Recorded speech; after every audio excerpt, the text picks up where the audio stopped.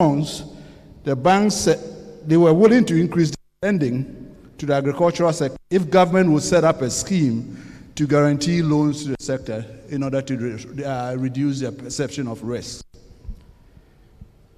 A steering committee was set up in 2015 made up of MOFA, Minister of Agriculture, Bank of Ghana, Ministry of Finance, Ministry of Trade and Industry, and farmer-based organizations to carry forward in the preparation for the scheme. And PwC was contracted to support the steering committee to design GERSO. The Alliance for Green Revolution, based in Nairobi, provided technical assistance for to the steering committee. And they also brought their expertise in supporting a similar organization, NERSAL, in Nigeria. After extensive stakeholder consultation, GERSO was launched in 2019 and registered as a public company and operationalized and started operations in March 2019. The core objective of GERSO, as I've said, is to de-risk agricultural financing by financial institutions in order to stimulate investments in the sector in order to help us transform our agricultural sector. During the past 3 years since its establishment, the scheme has achieved some significant results. It is now time to showcase GERSO to stakeholders within the finance and agricultural sector business community. There was a time about a year ago that people were saying, where is GERSO? We haven't heard anything. And so, ladies and gentlemen, when the operation started under the leadership of the Minister for Finance, we decided that we would just go below the radar, the board, and let our actions speak for themselves rather than a big launch. And 3 years later, I think we are happy that we can come back and report to you that there are substantial achievements on the ground, some of which I will highlight, and the CEO later on will go into more detail. Since we started operation, we've guaranteed loans up to the tune of 600 million cedis through 13 financial institutions to benefit about 87 agribusinesses in the country. And through GERSO's intervention, the terms on the loan had been also seen some improvement, better than it normally would have been without GERSO's intervention. The strategic focus of GERSO is to, one, consolidate the gains that we've made so far and ensure growth by using the credit risk guarantee streams to catalyze at least 2 billion cedis worth of loans to the sector by 2027. Second, focus and prioritize selected agricultural value chains to achieve food import substitution and expand exports, leveraging on evident comparative advantage.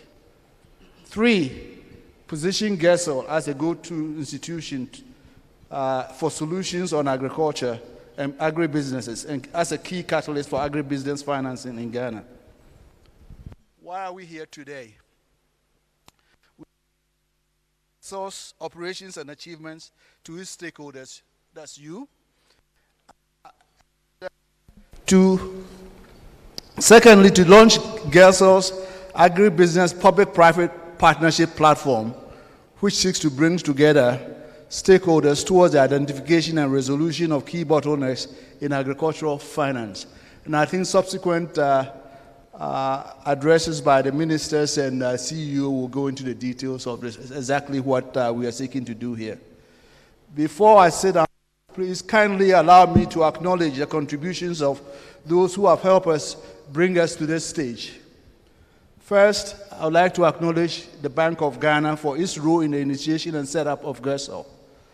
We are also grateful for BOG for providing the seed capital and an initial operational funds to get GERSO started. The Ministry of Finance also needs to be acknowledged and thanked for facilitating a loan from the African Development Bank that he passed on to Gersel at very good rates to help increase our seed capital. And also for the technical assistance from the ministry in the setup, the initial setup of the offices and the operational systems in Gersel.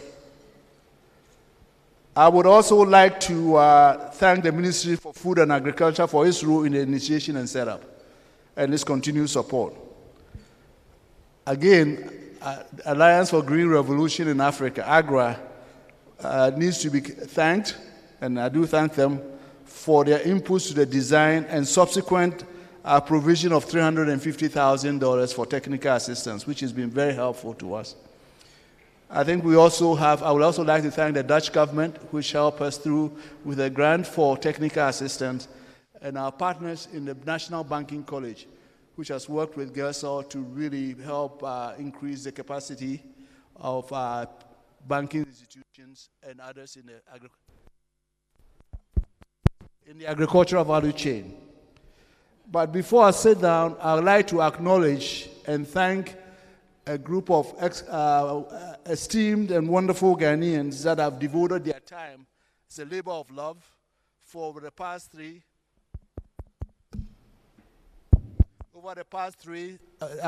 years to really help bring Gersel to where it is now. By this, I'm referring to my fellow members on the board of Gersel. So please permit me to acknowledge the Deputy Governor, Ms. part of design, planning, operations of Gersel for the past 3 years. Secondly, I would like to mention Mr. Albert Essien, who I'm sure needs no introduction to in this room. He's been a very key member of the board. And Mr. Tutu Ajare, a very important board member. I don't know whether Mr. Amwa is here. I don't see him, but it's a retired former head of research of Bank of Ghana who's been with us in the trenches since the beginning. And then Mr. Godwin Anku, are you here? A retired Ministry of Finance official who used to head the a unit in the Financial Services Division. And then lastly, but not the least, the CEO, Mr. Kwesi Kobo.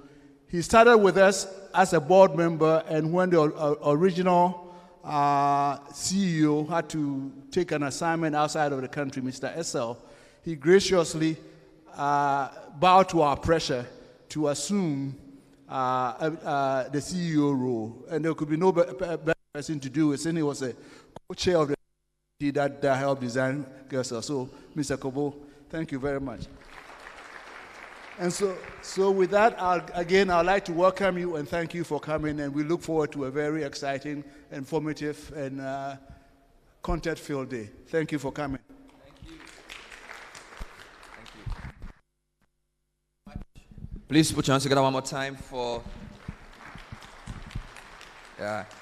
He's a chairman of many things. Chairman of Gersel Board, chairman of Development Bank. Chair.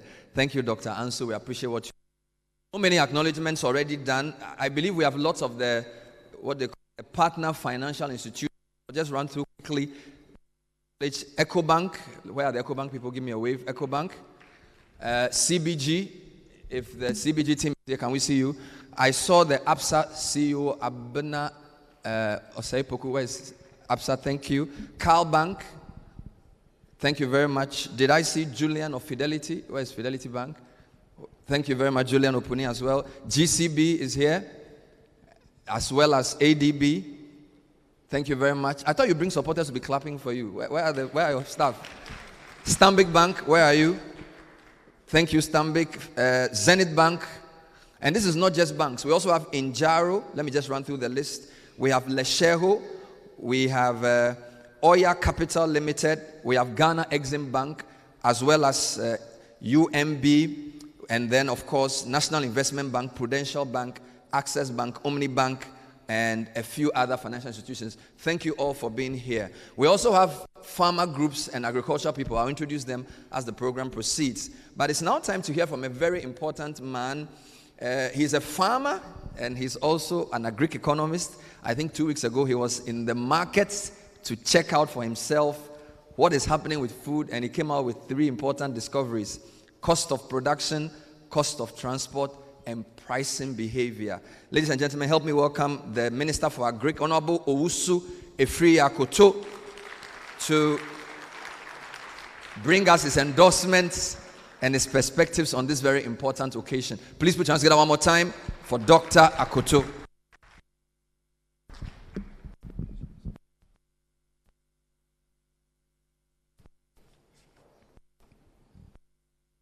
Mr. Chair,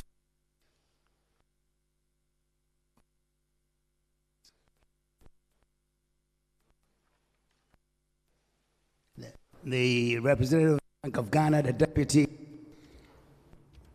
board of directors of GESO, the managing directors of all the banks here assembled, the private sector, businesses and representatives, distinguished ladies and gentlemen. I would like to put event in context by telling you a story about what happened in Domahinkro 10 days ago between myself and the poultry farmers. As you know, or you may not know, the Ghana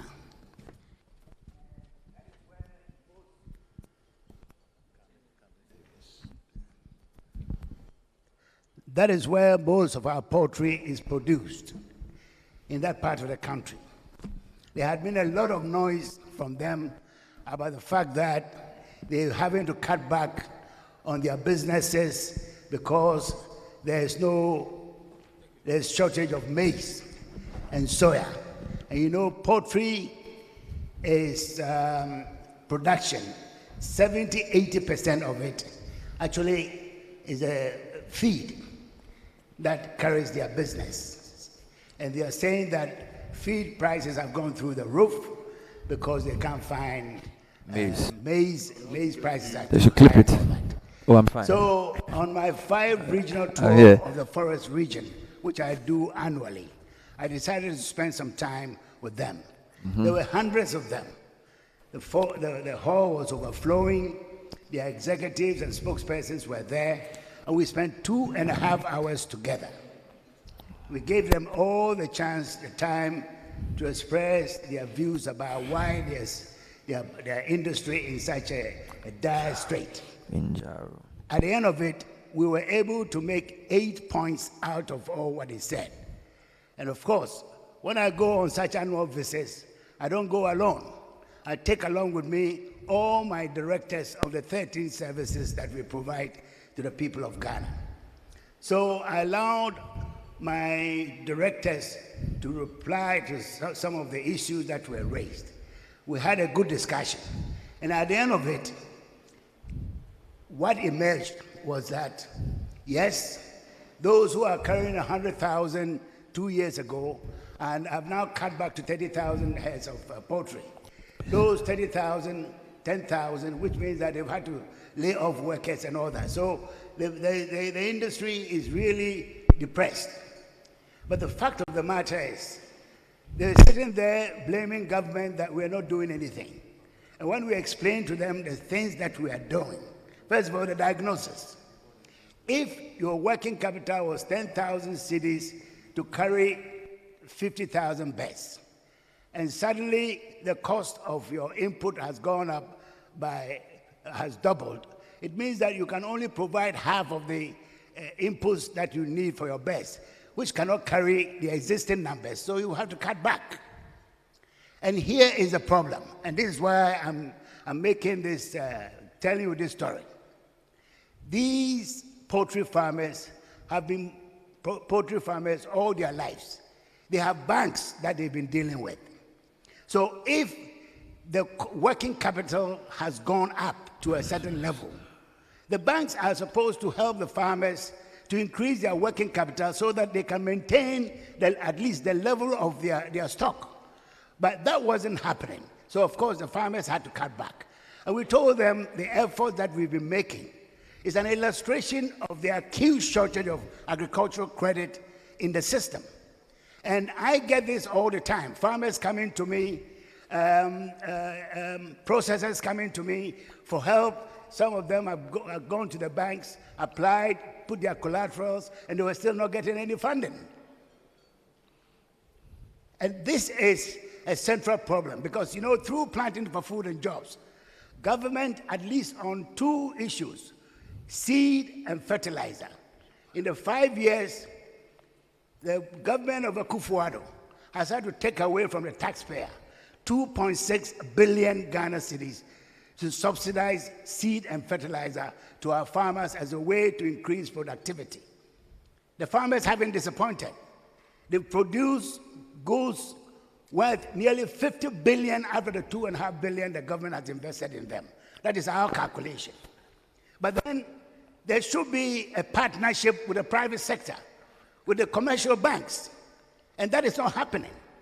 In fact, the President of the Republic, last year, June, July, invited all heads of commercial banks for lunch at Jubilee House in the presence of the governor, the Minister of Finance, the Minister of Trade and Industry, and myself, and the Vice President.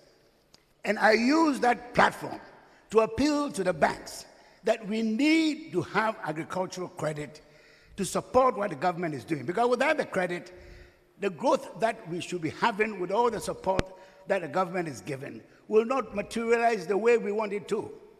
And there's a huge demand for it. And I'm telling you, almost every week I get a complaint or a visit or a call from a farmer, from a roaster, from a trader that they are looking for credit and from the bank they can't get it. So GERSEL in this context is very, very important. And you know, because of the lack of responses that we are getting from the commercial banks, I'm preparing a cabinet memo for cabinet to consider legislation for agricultural credit in this country.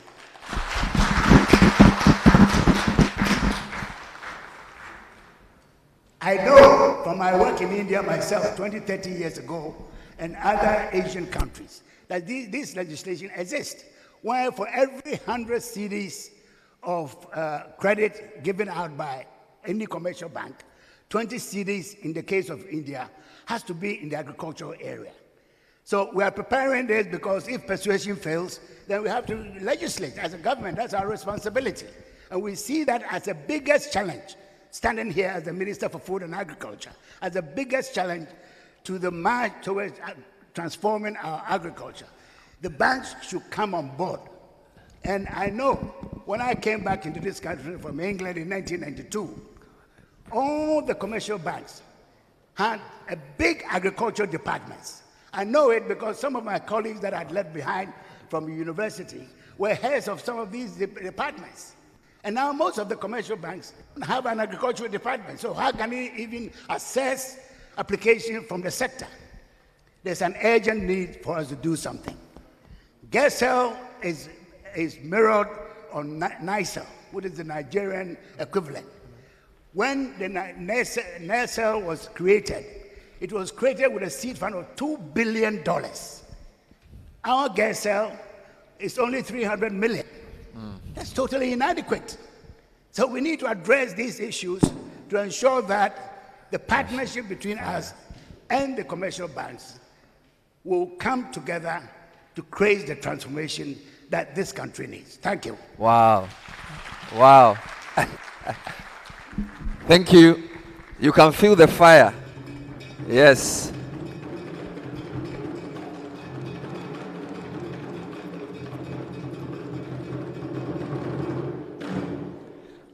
I told you he was a farmer. I told you he was an agri-economist. I didn't tell you he was the son of a linguist. He doesn't need an interpreter.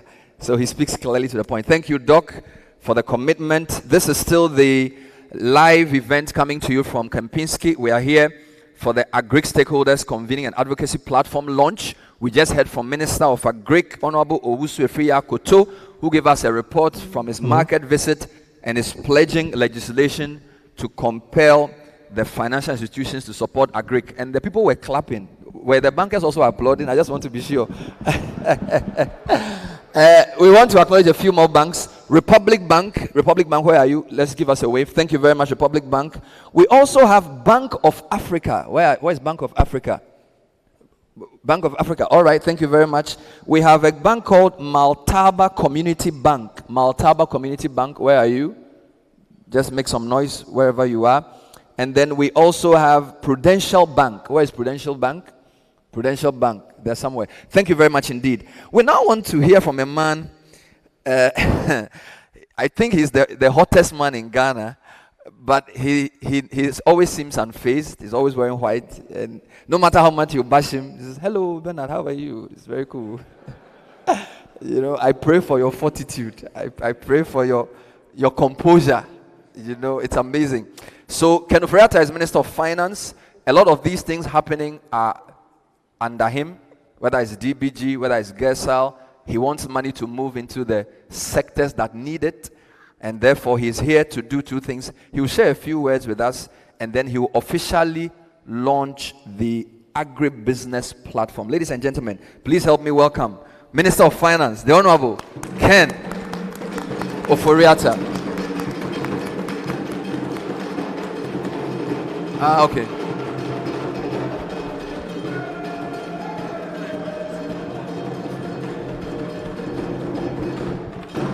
Ken. Good morning. It's always difficult to follow the Minister of Agriculture when it comes to speaking about agriculture. I'll start talking before. His personal experience, the work he's done internationally, and then, of course, his hopes for the future that we are all experiencing. So, Minister for Food and Agriculture, Dr. Usefri Akoto, it's good to have you here. Ms. Elsie Howard-G, representing the Governor, thanks for taking this up. Chair of Gersal, Chair of Development Bank, and really a great advisor to us, Dr. Yawansu, at the Ministry, directors and management of Gersal. We really thank all of you for being here. The USAID Mission Country Manager, AGRA, AFDB for the support, CEOs and staff of financial institutions who are here with us, thank you. Agribusiness leaders and farmers, AGI, Chamber of Commerce, distinguished partners in agricultural value chain, ladies and gentlemen. And it's really, I mean, the timing couldn't have been better because we are truly in a difficult situation. I'm speaking to the CEO of Afri-Exim Bank. In the past few months, he has received from various countries at least $25 billion of requests for facilities because of the issue of what finance ministers call these three deaded F's of food, fuel, and financing. And it's a situation that, at least in the last the G7 meeting that's going on, speaking with the managing director of the IMF, she says that you know, this year is going to be tough, and next year is going to be grim. So we really need to be clear, you know, about that, about where we are, where we're going, and it's not going to be an easy ride. But there we have it. Ghana always finds a way to prevail, but that would mean a higher degree of unity, a narrative of being able to bring the Black Star and dig deep into our culture, our strength, our sociology, to be able to do it.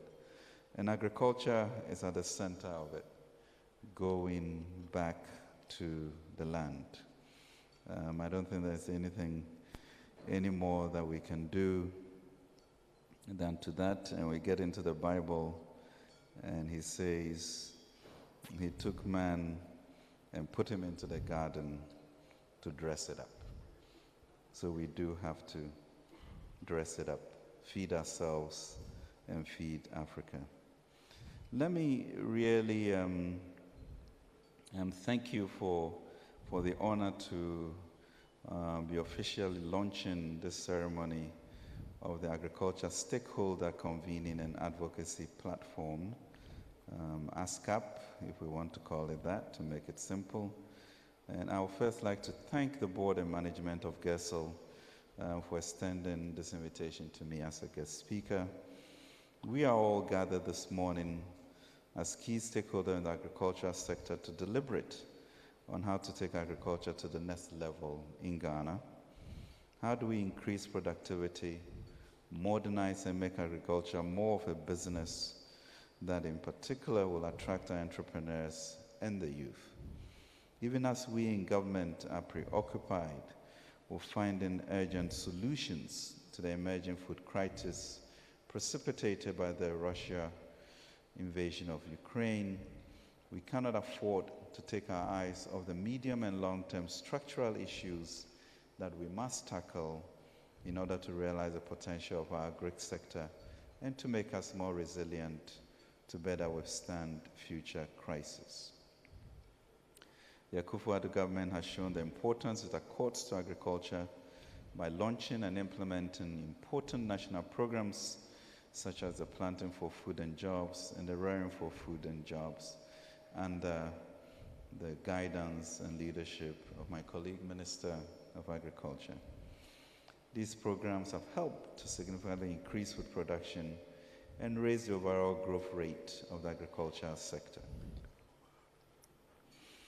It is quite clear that our farmers are capable, and the numbers that our Greek minister gave us of about 2.6 billion expenditure in that, leveraging it into what he says is about 50 billion worth of production. That's therefore about 20 times leverage to be where we are. But we still have increasing imports into our country, and we need to confront that.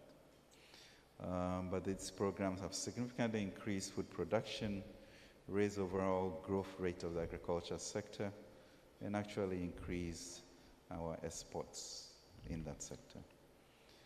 Agriculture sector has seen growth over this period and demonstrated resilience to shocks despite the COVID-19 pandemic.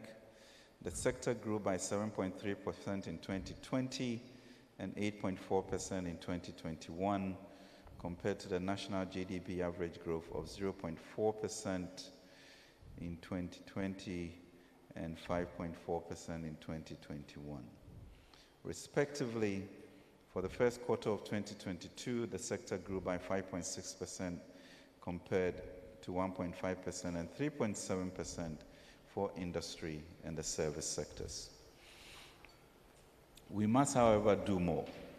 That is why, for example, government's post-COVID economic recovery program, the Ghana Cares Obatampa program, lays special emphasis on agriculture in order to build on existing programs. In particular, it focuses on food import substitution, rice, poultry, sugar, and tomatoes, agro-processing, supporting commercial farming, and attracting the educated youth into agriculture. We must make progress in these areas in order to substantially eliminate our dependence on foreign imports, an average of a staggering $2 billion a year over the past 5 years for food. We have to conserve our foreign exchange resources, increase food security, and create good jobs. The Ministry of Finance is providing strong support to the Ministry of Food and Agriculture to spearhead implementation of the program, working with the private sector. I'm sure we had a lot of fist fights with my minister. I'm sure he would disagree with how much support we are doing, but we'll continue to, to support that. But that is good. It creates the necessary tension for us to think more and be innovative and push it. A lot is required from farmers, businesses, banks, various government agencies, and experts to realize agriculture transformation that we all desire and must have. I leave the sector expertise and programs to my colleague, the Minister of Agriculture. As Minister of Finance, I would like to focus on finance and overall economic policies that directly or indirectly impact agriculture and agribusiness. Thus, today's event and GESL comes into being. So GESL is then our beautiful bride to be able to intervene and ensure that we cross this bridge. GESL Limited, Ghana Incentive-Based Risk-Sharing System for Agricultural Lending. It's an institution that has been set up by government to help de-risk agribusiness and encourage bank lending to the sector. If Ghanaian agriculture is to be run as a business, then like all businesses, it requires finance, much more than that it gets now. This, we observe from Bank of Ghana data, the risk lending to the agri sector may be reducing. The NPL ratios for the agriculture, forestry, and fishing sectors dropped sharply from 8.8% in June 2020 to 5.4% in June 2021. Sure, we need to get into the numbers more to actually determine how much credit went there. But finance alone will not get the job done.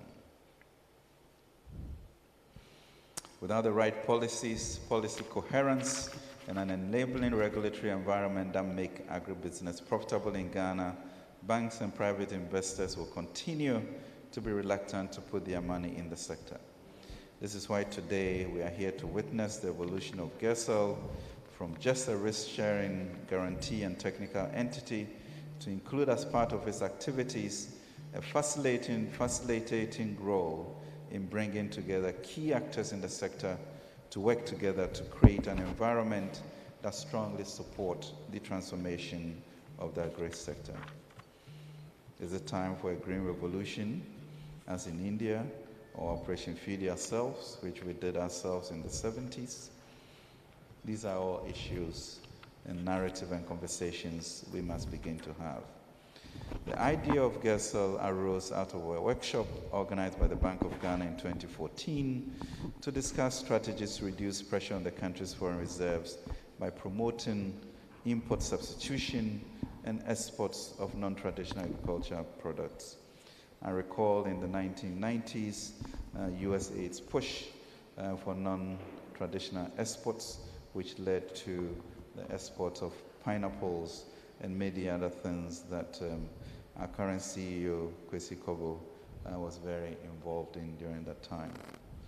One of the key issues that came up that required urgent attention was the need to address access to finance by agribusinesses and value chain actors within the agriculture ecosystem.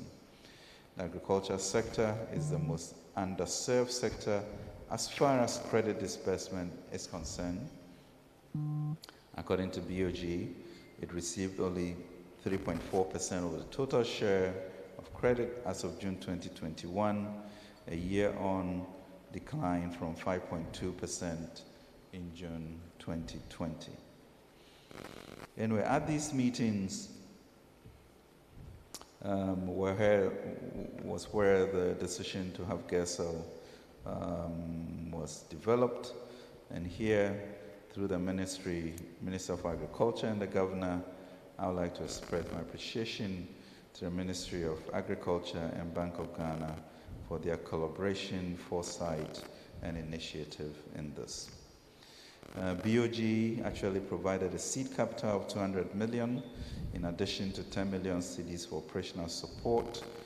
Ministry of Finance, US 13.6 million as seed capital for GESL's credit guarantee scheme through a loan facility that we managed to acquire from the Africa Development Bank.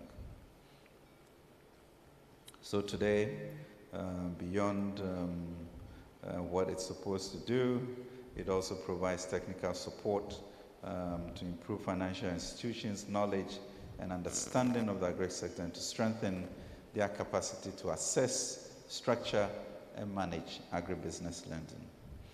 GESIL to date has signed partnership agreements with 22 financial institutions, and since its inception has issued credit guarantees to cover some 600 million Ghana cedis in agri loans.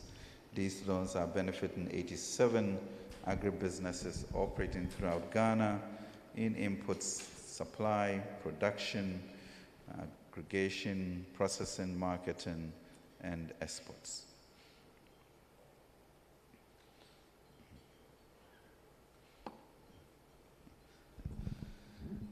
So, ladies and gentlemen, where we sit and where the world is going to cause for some very different approach to agriculture. And we cannot continue, in a sense, to be a nation of importers. Between 2017 and 2020, we are reported to have spent as much as 6.8 or 9 billion on the importation of, the normal products, rice, poultry, tomatoes, etc. Within the same period, the country also imported about 3.9 billion cedis of fish, 1.9 billion of chicken, 487 meat, 281 vegetables, and it's increasing. And you wonder, a land with the sun and soil, why we continue to be caught in this trap. So there needs to be a clarity of vision and unity of purpose. We can certainly put in place the foundations that will allow the agricultural sector to supply the whole of Africa. However difficult the decisions we must make, the country will never forgive us if we do not use the policy tools at our disposal to advance reform and truly unleash the potential of our agriculture sector. And these are very difficult times, and maybe this is a time for us to be able to take these hard decisions because we can all feel it. No one should pretend that this will be easy. However, history has shown that being pragmatic and incremental creates enormous transformation over time. Take Vietnam, for instance. By the mid-1980s, per capita GDP was stuck between $200 and $300 per capita. Average inflation for the period was 165%. The development model Vietnam had borrowed from the Soviet Union was proven outmoded. So the Vietnamese government was then literally forced to change its economic policy. In '86, the government introduced the Doi Moi, a series of economic and political reforms that steered the country from the brink of economic collapse for economic prosperity.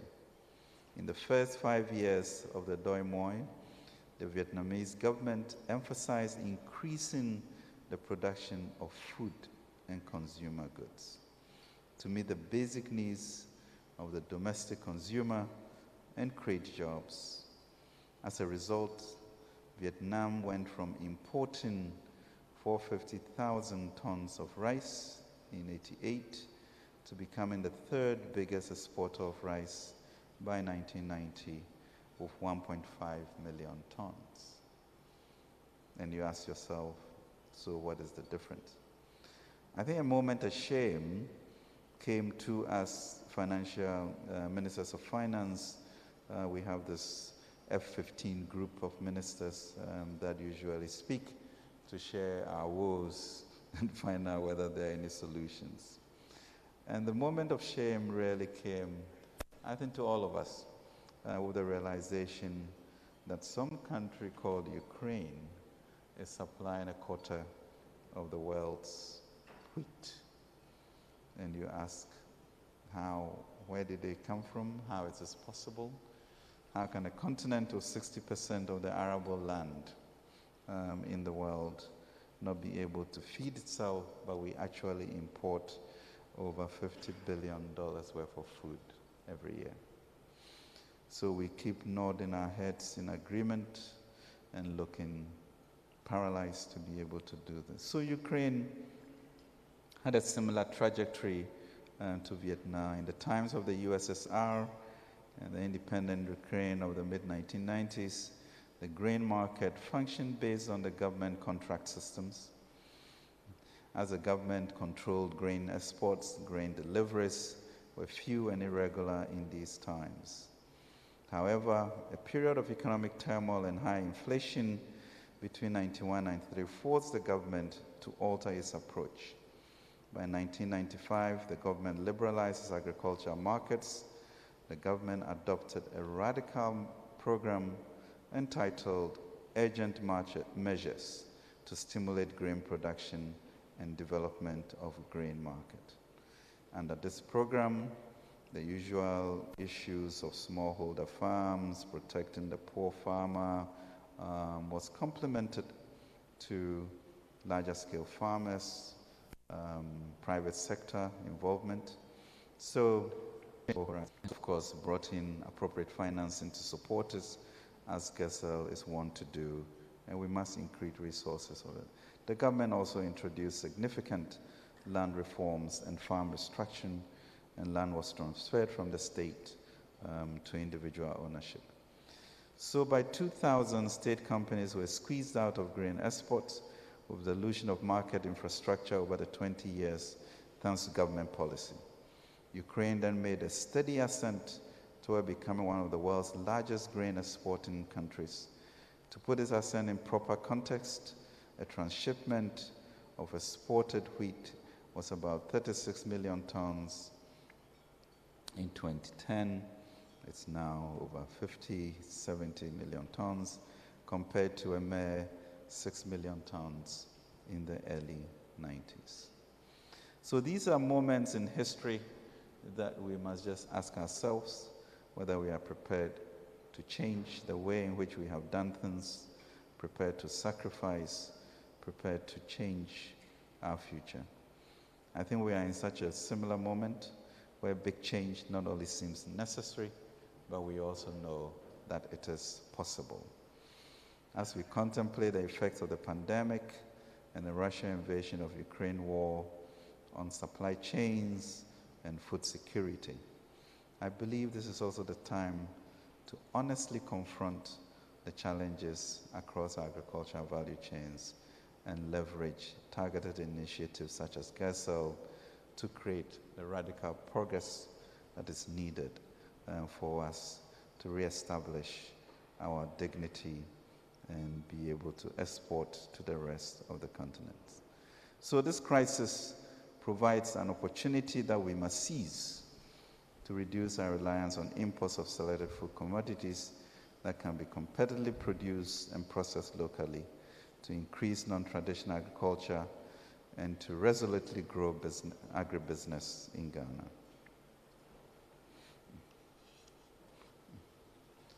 So just 2 weeks ago, His Excellency the President launched the Development Bank of Ghana.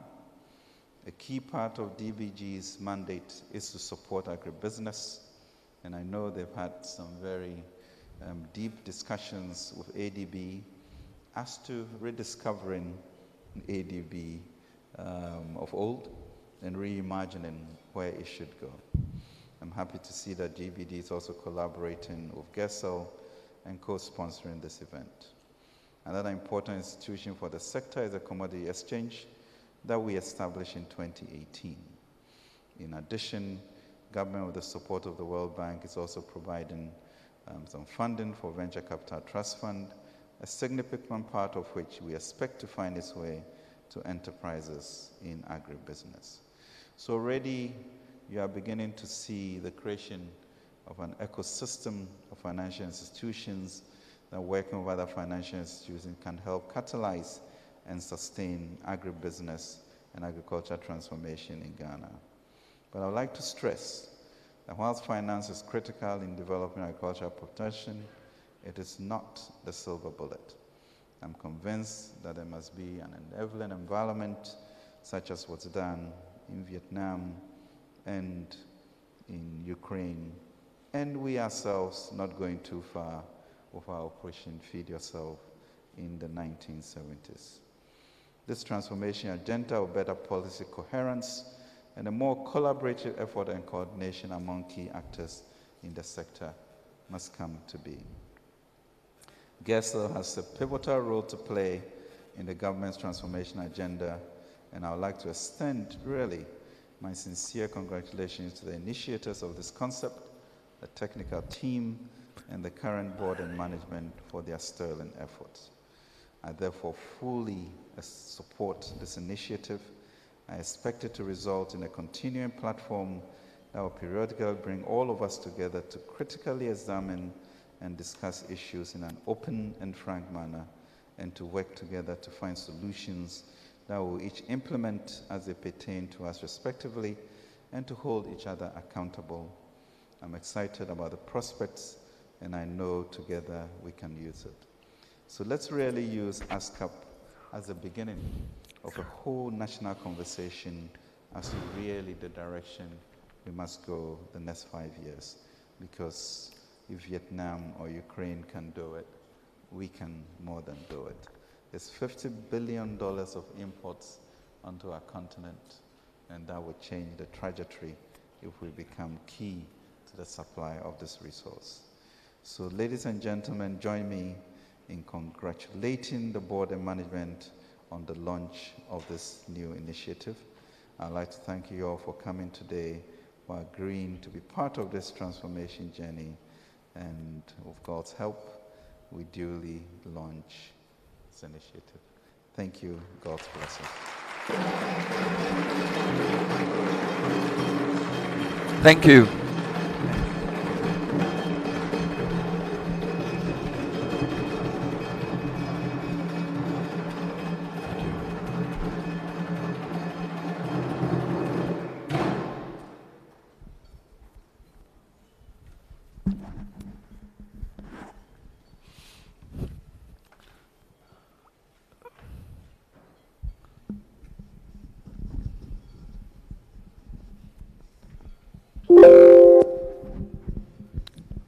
Doing.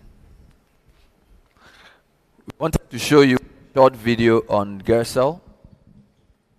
All right.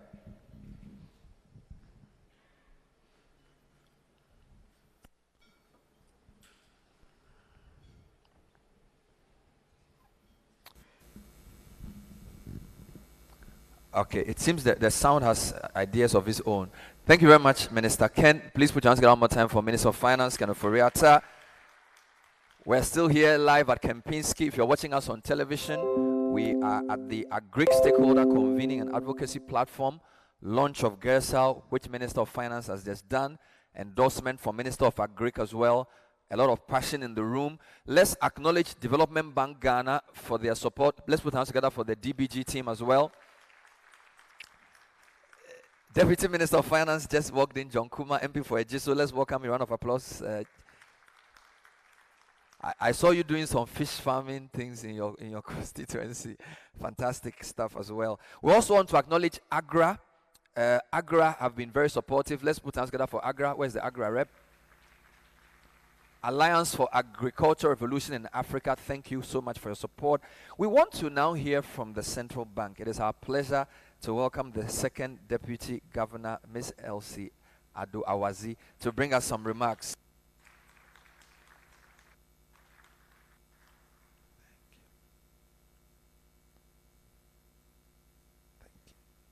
Is on. Yes, it is. Thank you, Bernard. Honorable Minister for Finance, Mr. Ken Oforiatta, Honorable Minister for Food and Agriculture, Honorable Owusu Efriye Akoto, the Board Chair of GESL, Dr. Yawansu, distinguished board members of GESL, the CEO and the management team and staff, at GERSEL, distinguished ladies and gentlemen, invited guests, good morning. I speak on behalf of Dr. Ernest Addison, the governor, who is unable to be here due to an equally important national assignment. So please permit me to speak for him today. It is a great pleasure for me to join you today, and I happen to be wearing two hats, one as a board member of GERSEL and the other as a representative of the governor. So I'm going to try and do both. It's a pleasure to join you today as we launch the Agriculture Stakeholder Convening and Advocacy Platform. I won't go into so much of the details of the detailed background on GERSEL because I believe that the two honorable ministers have explained that. But this platform, this discussion around creating a platform has come at a time, a critical time, given current discussions on the food production value chain and the potential role that it can play to contain the rise in inflation in our economy and indeed around the world. I think that we all agree that the agricultural sector plays a crucial role in promoting price stability, which is the key objective of the central bank. As you all know, the weight of food in the consumer price basket is significant. And so it is really important that we tackle food as a key element in that basket. Since May 2021, inflation data in Ghana point to a gradual increase in food prices. And this trend has intensified in recent months on the back of the recent Russian-Ukraine crisis. And as Honorable Minister for Finance said, Ukraine alone was responsible for a significant amount of food that we import here in Ghana. Food inflation now stands at 30.1% as of May 2022, significantly up from 5.4% in May 2021. The more we look at the data on inflation, we see that food inflation is accelerating relative to non-food inflation. Now, the extent to which we're able to tackle the food supply side constraints will directly impact our rate of inflation and the cost of living in Ghana. It is within this context that we find this stakeholder engagement very important, so that together we can identify what needs to change and what each of us as stakeholders is willing to do to make that change happen for the better. Clearly, GERSEL is a significant player in the ecosystem, in the food ecosystem. Don't you think and that's why the Bank of Ghana put in plans to set up GERSEL a few years ago in collaboration with the Ministry of Finance, the Ministry of Food and Agriculture, the Ministry of Trade, and a few other key stakeholders. This was significantly an idea that we felt would help to de-risk agricultural lending. So as Honorable Minister for Finance said, banks and other credit institutions are businesses too, and they make commercial decisions in terms of who to lend to and how to lend. And it is very important that as we promote agricultural lending, we also understand what the constraints to financing are, as well as what other challenges to that ecosystem exist and how we can address all of them. So what we've done by funding, by providing seed funds for GERSEL and providing operational expenses initially, was really to help to provide this credit guarantee scheme that is operated by GERSEL so that banks can now lend to agricultural value chain businesses, knowing that in the event of default by the borrowers, GERSEL will be there and GERSEL's guarantees will come in handy so that the banks don't carry the losses. If the banks carry the losses, it is my deposits and your deposits, and the safety and stability of the entire financial system would be at risk. So GESL is a really important mechanism to help to de-risk lending to the agricultural value chain. In addition to the funding we provided, we also have done something that is quite significant. For the first time, we designated credit guarantees that the banks obtain from GESL as zero risk, which means that loans that are guaranteed by GESL are designated by Bank of Ghana as carrying zero risk of credit default. Now, that means that banks are not required to provide a lot of capital to back that loan. I won't go into too much technical detail, but suffice it to say that by using our regulatory environment, our regulatory tools, we have provided banks with cushion to be able to lend to agricultural value chain businesses, knowing that based on GESL guarantees, and that makes banks able to lend, to use the capital they hold to lend more money to agricultural value chains because of the way we're assigning risks to such loans guaranteed by GESL. This is significant, and we believe that it has gone a long way to help to incentivize banks to sign on to GESL's credit guarantees. Out of the 22 PFIs that GESL has onboarded, 19 of these are commercial banks, rural and community banks, or savings and loans banks, with 3 being SEC-licensed fund management companies, venture capital funds. And so you see that the Bank of Ghana's regulatory environment is supporting the work of GESL. This is important. We will continue to fine-tune our rules to ensure that our regulatory environment supports banks to take risks in a prudent manner so that they can actually support more real sector activity. May I say also that the Bank of Ghana's work on the sustainable banking principles, which we launched in November 2019, in conjunction with the Association of Bankers and the Environmental Protection Agency, have also provided impetus for banks not only to lend to agriculture, GESL was set up on the premise that financial institutions see agriculture as risky, and as such, lending to that sector was quite low. Considerations as well. GESL has been in operation for over 3 years. Most stakeholders don't know about GESL. So this forum is to relaunch GESL and show some of our modest achievements made so far.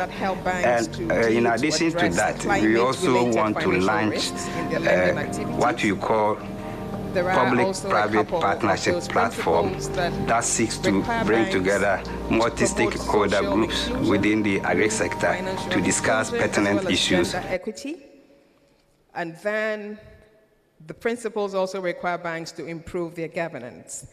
Now, agriculture is one of the 5 key sectors that the sustainable banking principles apply to, which means that as banks increase their lending to the agricultural sector, we expect that they are mindful of environmental, social, and governance principles, and will lend to businesses in the agricultural value chain that are prioritizing a greener agricultural sector or greener ways of doing business, as well as making sure that they're including more women, for example, in those businesses, and are impacting their communities in a positive way.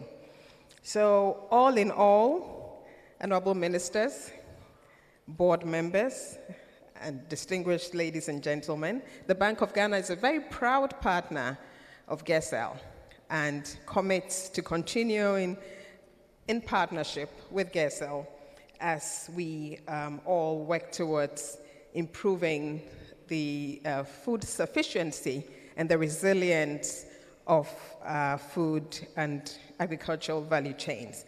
This stakeholder platform, hopefully, will bring all views together so that we can address bottlenecks along the entire value chain, from the business development services side of things, to the policy side of things, to the infrastructure requirements that are needed, as well as access to markets. And all in all, we do hope that we will be a key contributor to the discussions that would begin from today. Thank you very much.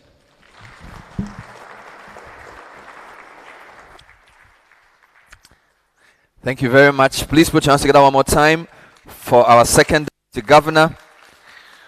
We're getting endorsements from all over.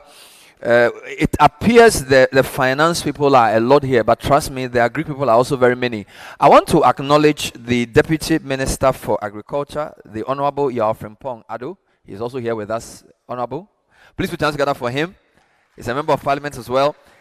And the good thing is he will be part of a panel that will be having a very important conversation on the import substitution agenda. If you listen to Finance Minister, I was very concerned the amount of money we're spending importing all these things.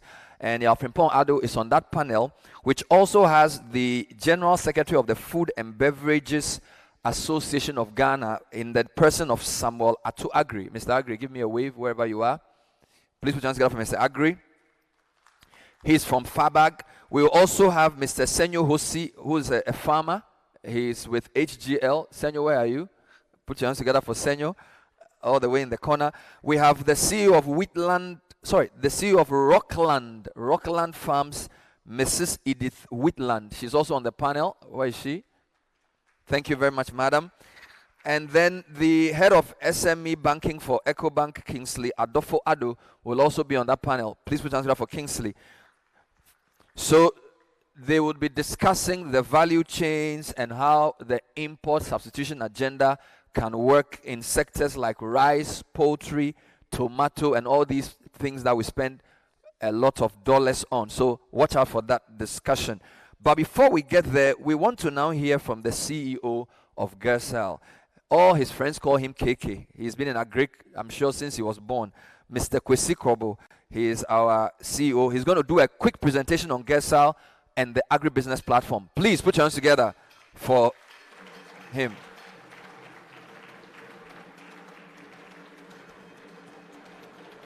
Thank you.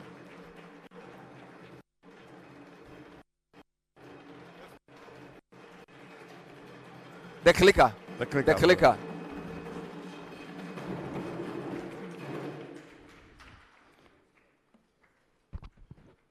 Good morning, ladies and gentlemen. Good morning. And on behalf of board management of Gersal, I welcome you all to our relaunch or the launching of our platform.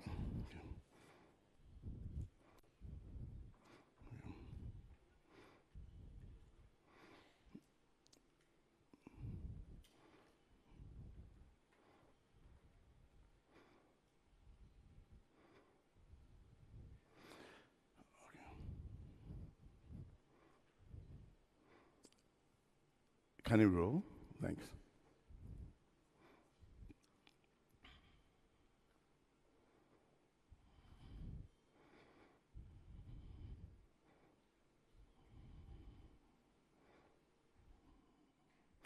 Please, apologies. You're trying to correct some technical hitches, so forgive me.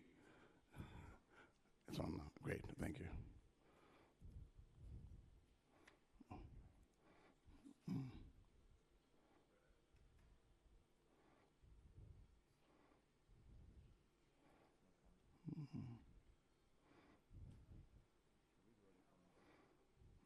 From there. Okay, so you go. All right. So, what is Gersal?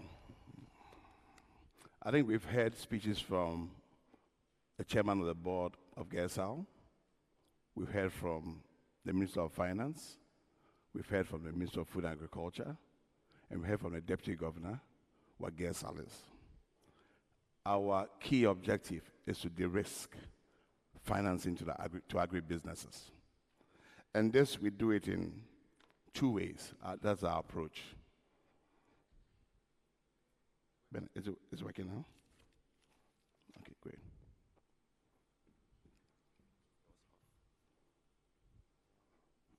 Okay, great. One is to provide credit guarantees to financial institutions, and the second is to provide technical assistance to financial institutions. Our targets are very simple, 3 key targets. 1, we want to double lending to the sector. 2, we want to help reduce non-performing loans. And 3, we want to help reduce the interest, the margins on loans to agribusinesses.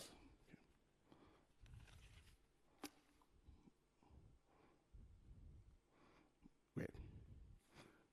So we have 4 principal pillars against all.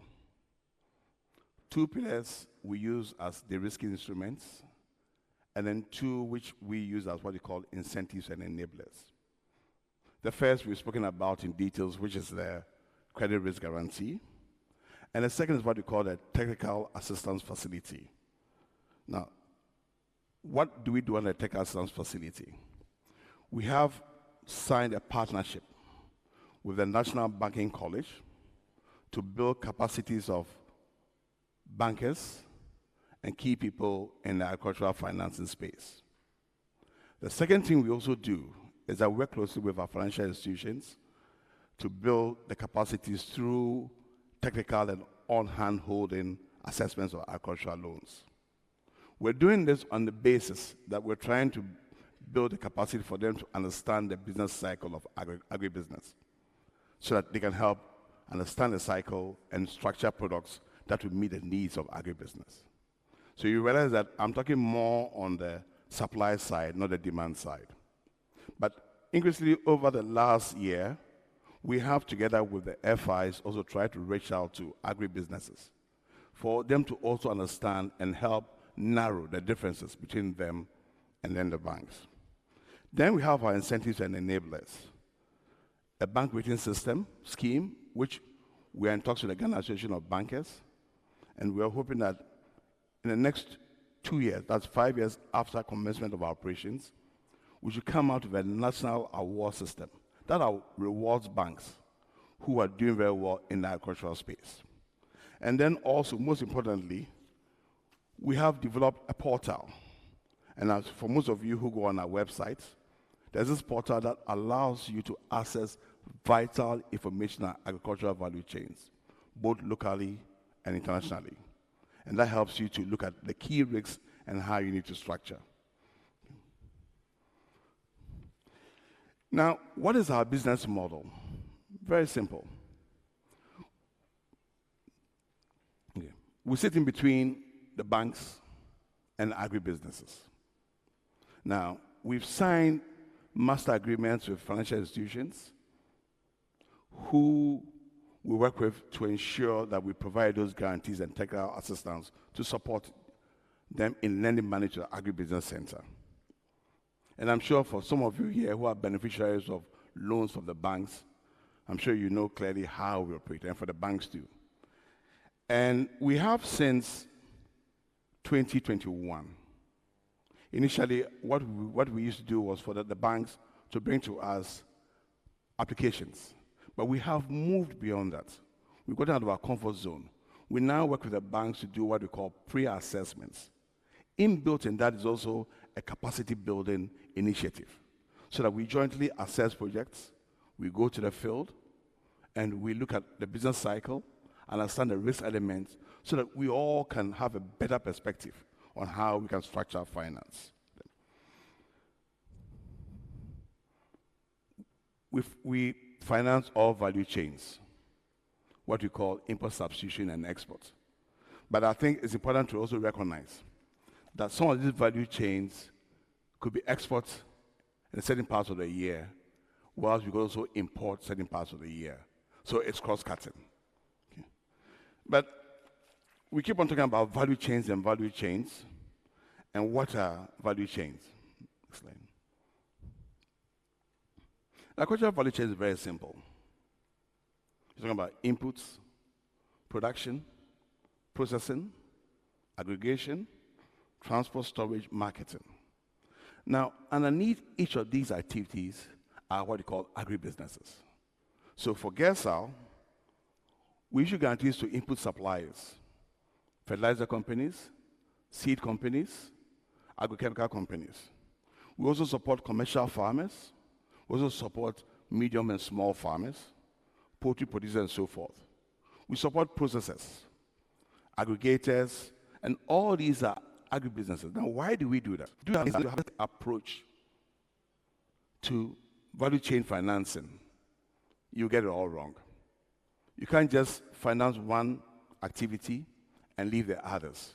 So in assessing it, you've got to ensure that you look at it as an integral system. So the banks are aware. So with the banks, we've done financing of input suppliers, we've done commercial producers, we've done exporters, marketers, and so forth. And anything agriculture, Gersal is there. Okay. Now, where are we? I'm going too fast. Okay, let's go to next. Okay, next slide. We've signed with 22 participating financial institutions. 16 of them are financial institutions or banks, as you wish to call them. 2 rural commercial banks, rural and community banks. 3 non-deposit taking financial institutions. And then 1 savings and loan. Our target this year is to have an additional 8 rural and community banks, because most of these institutions are also well placed in the production areas. And that's the target that we hope to achieve this year. Let me share with you some of our results.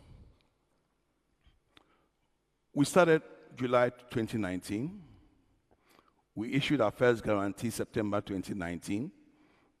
And we have, since then, cumulatively issued guarantees close to 301 million Ghana cedis to 13 financial institutions. And you're talking about loans of a value of 629.6 million cedis. We've also seen 62 million cedis of loans successfully retired. In the same space, we've also received close to 2 billion cedis worth of applications. Yes, you may say, why that low level of approval? Yes, we're experiencing that initially. But through our training programs, through our collaboration with the financial institutions, we are seeing a lower rate of decline by Gersal. What it tells us is that we are having an impact of our training program with the financial institutions. Okay. We have financed 87 agribusinesses in 58 districts in 11 regions of the country. And like I earlier said, we worked in close to 12 different value chains. And these financing is not only restricted to aggregation. There's production, there's aggregation, there's exports, there's processing, there's input. So we work along the value chain and work along the activities along the value chain. On our technical assistance facility results, like I mentioned earlier on, we have worked with the National Banking College. As of end of last year, we have trained close to 260 officials from financial institutions, and we're currently this year partnering the ARB Apex Bank to offer the same bank. I mentioned our portal, where we have close to 30 plus commodity fact sheets, and we have, as of November 2020, since November 2020, received what we call 3,728 hits. That means that people accessing our portals to source information. Of course, we work with the financial institutions to also do joint visits, joint monitoring, to ensure that post-disbursement is adhered to. Now, like any institution, when you start with some set of goals and ideals. And as you move on, you realize it's important to sit back and ask yourself, do we need to tread that same path? Or do we need to look at a different trajectory? But what you do is that you consolidate what you have. and you grow because you know that it works. But because agriculture is dynamic, because the financial institutions are dynamic, we also need to look at what other initiatives we need to add to what we're doing to make our impact felt. So we have, for the next 5 years, come out with a series of strategies. The first one is that we're hoping that by 2027, we will see at least minimum 2 billion worth of loans going to agribusiness in the country. I think maybe the agribusiness people should clap for the fact. This is real money, and that is our goal. 2, the ministers are speaking about the food crisis, and there is crisis, both globally and also locally. We've heard about inflation going through the roof, which is being driven by food price. This is going up every day. We've also decided that as a key member of the ecosystem, we are going to target certain critical food security commodities: rice, poultry, tomatoes. Not only in the production aspect of it, but production, processing, marketing, because it's important. We also believe that it is important that we also, as a country, we've all seen what's happened to our cedi against other major currencies. There's a need for us to boost our exports. Now, of course, you can't export what you don't produce. So we need to also critically target existing export commodities and new export commodities so we can fulfill our ultimate goal of helping to bring in more foreign exchange. But you know, there's always a cry that it's so difficult for businesses to access finance. And we hear it every day, and that may be the case. But at GESA, we've learned one thing over the last 3 years, that finance only works better when the environment is conducive. Finance alone is not the answer. Everything has to be in place. And that is why we are taking this bold step to develop what we call a platform. This platform brings all the key stakeholders. And today in this room, I see Julian, I see Abner, I see Deputy Governor, I see agribusinesses, Mr. Usu and Co. all here, because this is the kind of platform we are talking about. A platform to bring everyone so that we all be clear in our minds where Ghana agriculture is going. And that is why we are convening this, and we are launching today the platform.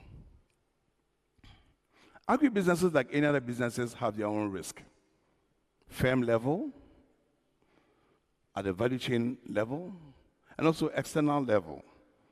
So at firm level, governance, business model, source of raw material.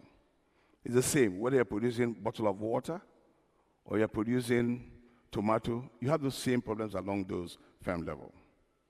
At the value chain risk, of course, there are some key risks. For production, I'm sure our friends from the bank will say, well, there's pest disease management. How do we mitigate these risks? And then the external shocks we're currently seeing: global disturbances, unfair competition, climate change, which is a major issue, especially for production-related activities. We're seeing them. We can't hide from them. We have to confront it and deal with it. But the good news is that, notwithstanding all the doom and gloom in the sector is the agricultural sector is resilient. It was the only sector that showed a positive growth globally during the COVID era. In Ghana, if you look at 2020, industry went down, negative. Services went down, negative. But agriculture was 2%. The following year, 2021, agriculture grew to 2.2%. Industry came out 1.2%, and services came to 2%. So it gives us some level of reassurance that in all the doom and gloom, the sector is resilient. And from my attention of my friends from the financial institution, I think the evidence is clear. But over the years, there have been ways to help mitigate the risk that I alluded to earlier on. Technology today is far advanced. You go to modern farms, they have modern weather report systems, new equipment, and so forth. And these things help mitigate the risk. The beauty about agriculture is that the products tend to be multi-use. Let me take, for example, maize. Today, we're using maize for biofuel globally. Maize food consumption. Maize is used in alcoholic beverages. What does it mean? It means that when one market is weak for that product, another market is up. We all recall during the onset of COVID, cars were not being manufactured. There was no demand for car tires. But there was demand for PPEs and rubber products to help fight the COVID globally. It means that when one channel closes, another opens. And that's the beauty of agriculture. We have human resource availability in this country. We have climatic conditions which are good, infrastructure. And then we have strong regulatory and legislation in and on our books. But there's a challenge. And the challenge is this.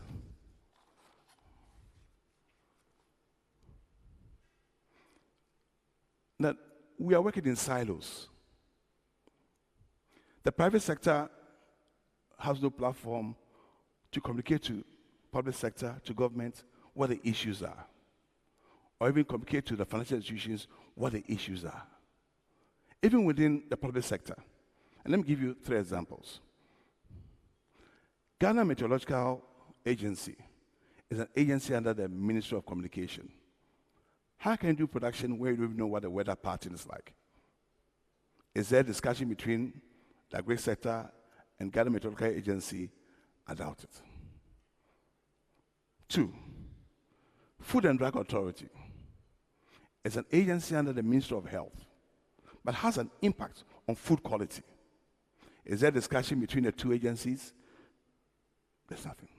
So you've got a situation where everyone is working in his own silo.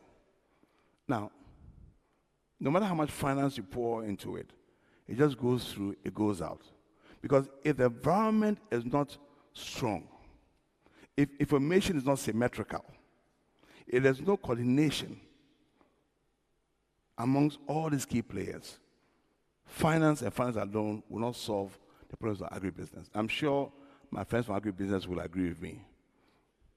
So, what are we asking for? We are asking for what I call the 3 C's. Policy coherence, policy coordination, policy collaboration. That is agribusiness in the middle and all the various agencies rotating to create the environment. That makes it easier for finance to be very effective. Because in doing that, you also eliminate the risk that the bankers are afraid of. And I think that we reach a stage that we need to do it. I have been privileged to go to countries where we've seen agricultural revolution, even on the African continent. Kenya, South Africa, Zimbabwe, too, we know what happened to Zimbabwe. And you see the various workings of all the key agencies coming together to ensure that the environment is ripe for agribusinesses to flourish. So, unless these 3 C items, coherence, collaboration, coordination happens, we'll keep on shooting in the dark. And agribusinesses complain that the banks don't want to give money to them. The banks will complain that when you give money to agribusinesses, they wouldn't pay their loans. It's not that they won't pay their loans. It's not that the banks also don't want to give money. But unless there's a clear, transparent system for all the key actors to work, it will not happen. And that's why we are advocating. I want to give you 2 case studies just to emphasize issue of policy coherence, incoherence, issue of lack of coordination, collaboration. And then you probably may understand the message that we want to send out to all of you. Let's talk about banana as a case in point. And I say this story because in this story, I personally have been involved. In 1996, the Ministry of Trade and Industry decided that there was a need to introduce sea freight exports of horticultural products from Ghana. So what did they do? They spoke to MOFA, they spoke to Ghana Export Promotion Agency, all the key with support from USAID, and then started this issue of sea freight. In that conversation also, they spoke to GAPOA, who are the regulators and owners of the port. In 2002, there was a need to enhance the facility at the port to meet international standards. Because you go to South Africa, Cape Town, Durban, first class. You go to Cote d'Ivoire, they had good facilities there. So we had to do it. I was part of that technical committee that visited Kenya and South Africa to help look at management ownership models in these aforementioned countries to see what's the best model for it. And it was very clear that the industry had to own these facilities to make it efficient. And I'll tell you why. Because we are all competing on the international market. Now, what happens, best practice is that most in Kenya, South Africa, and other countries, the industry controls the port because you want to keep your cost per pallet down. So they are allowed, given the necessary licenses, to manage that so that vessels that are bringing in goods here, they manage it to subsidize the cost of transporting goods northbound. It's a practice everywhere. So we went to these countries and we decided that a $5 billion loan from the World Bank through the Horticultural Export Industry Initiative should be given and for the Shed 9 to be rehabilitated and given to the industry. In 2008, I was also there. I was a member of the Executive Council member of SPEC. And this facility was completed and handed over to the council because we were driving the export business of horticultural products. So a company was formed, FTC. And in all these arrangements, Ministry of Trade, Ministry of Food and Agriculture, the authorities at the port were all in sync with what was going on. 2015, a third party is introduced. I've already mentioned international best practices. Any third party who comes in is looking at profit maximization. So he's trying to make profit out of handling goods. So as we speak now, in 2022, there's no conclusion on the matter. Now, what does that mean? It means it's very clear here. Currently, our pallet cost to handle horticultural products is €9.85 from Tema. Douala, €7.39 from Douala. Cote d'Ivoire, €6.02. When you export any commodity to Europe, and you go to any shop in Europe to buy that commodity, the cost of the product itself is not more than 15%. The other 85% is made up of retail markup, logistic costs, packaging, and so forth. What does it tell us? It tells us that if you want to be competitive, you tackle the logistics. If you even maximize your yield on the field, you can go as high as 20%. And there are clear evidences abound. Now, we started a journey in 1996. In 2022, we are going back to what we agreed on. Clear issue of lack of collaboration by reversing the gains we are making. Who speaks for the industry? Now, the banana industry, and I'm using a banana as this case in point, 2 companies have brought to Ghana over the last 15 years close to 350 million euro. Just 2 companies. We currently have close to 4 banana companies. Can you imagine that if we make it more conducive and we had 6, 7, 8 companies, the amount of FX that would come to this country? 2, 1 company, Good Exotic, because there are 2. There's Good Exotic, there's Real, but there are 2 new ones coming, and there are more who keep on knocking at the door. Let's take Good Exotic alone. Currently employs 3,000 658 workers, putting close to 9.3 million euro annually in wages. The impacts on my hometown, Somenya, and all the surrounding districts, so that's where they pick up their workers from. If you do economic analysis, it works up close to about almost 11 million of key money being pumped into 3 or 4 districts, impacting on 20,000 households. They spend almost 2.8 million euro in CSR, putting up a hospital, classroom block, and so forth. Now, the more control the industry has over their export facilities, the more companies come to the mix, the more we see development. I'm just bringing this up just to give you one case point. Let me move to the poultry sector, because there'll be more detailed discussion on the poultry sector. As the Minister himself mentioned, the Minister of Food and Agriculture mentioned it, so I'm on safe grounds if I also continue where he left off. We're a country made up of smallholder farmers. Can we have a debate and look at the issue of commercial farming? Because clearly, today, farmers who projected poultry price, maize prices, it's just gone through the roof. There's a debate on it. Issue of soybean, even strategic stock of maize during the lean season, so that we could cushion the effect of pricing on farmers. We need to have a policy debate around that and have a clear vision that's for all of us here. Our weather reporting system, most of our maize is produced rain-fed.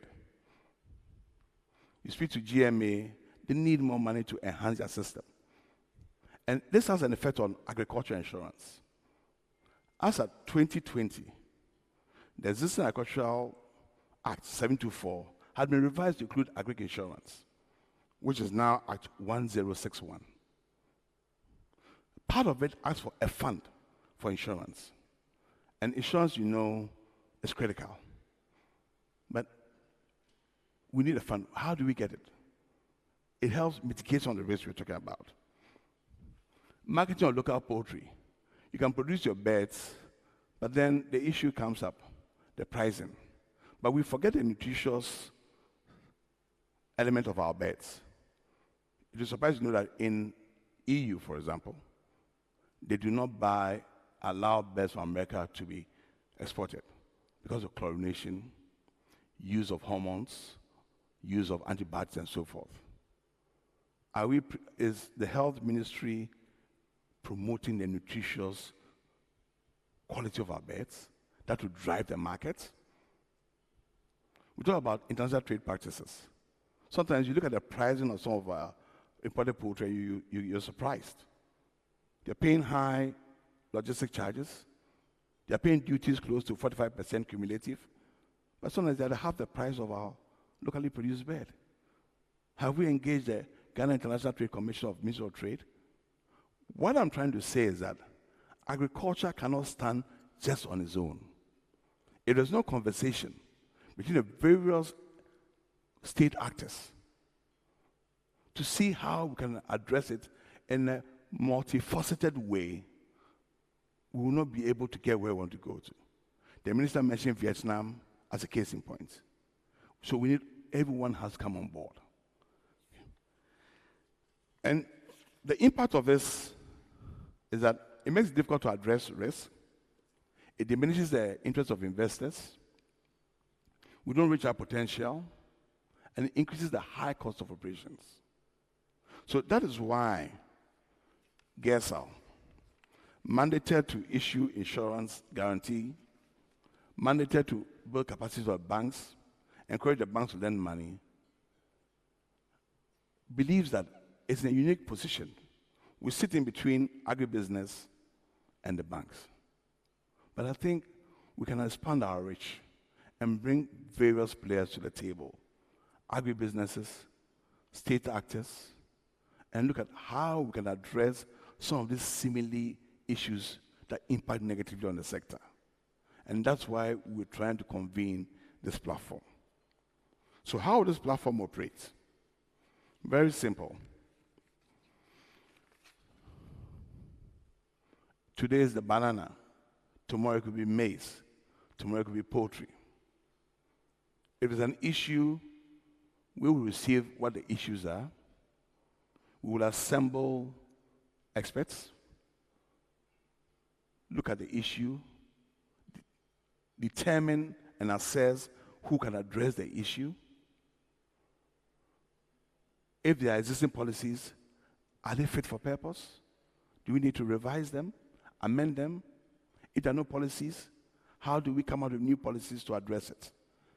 And then we would then help whatever industry, be it rubber, poultry, rice, maize, we'll be there to support the industry.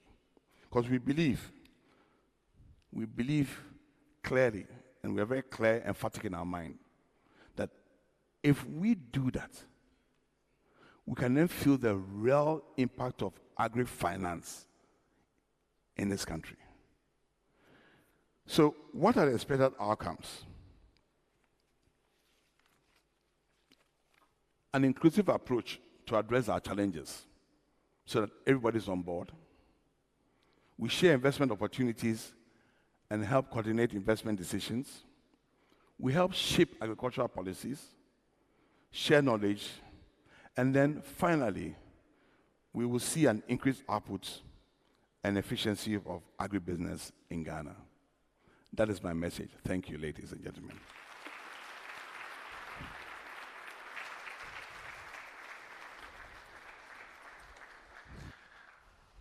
Thank you very much indeed. Please do it one more time for Mr. Kwesi Krobo. This is the Agric Stakeholder Convening and Advocacy Platform launch on the theme Redefining Ghana's Agric Transformation Agenda. Having given us that panoramic view of their intentions, I think it's now time to have a quick idea of what Gersal is about with the video, hopefully to play. And then we would hear from the one representative of the partner financial institutions. He's the MD of ADB. But I wanted to show you a quick video of Gersal, the video we tried to play for you earlier. Is it ready? If not, I want to bring up stage the MD of ADB. Okay, I think you're ready now. GESA was set up on the premise that financial institutions see agriculture as risky, and as such, lending to that sector was quite low. GESA has been in operation for over 3 years. Most stakeholders don't know about GESA. So this forum is to relaunch GESA and show some of our modest achievements made so far. And in addition to that, we also want to launch what we call public-private partnership platform that seeks to bring together multi-stakeholder groups within the agri sector to discuss pertinent issues that impact on the sector and that also have effects on the growth of the sector.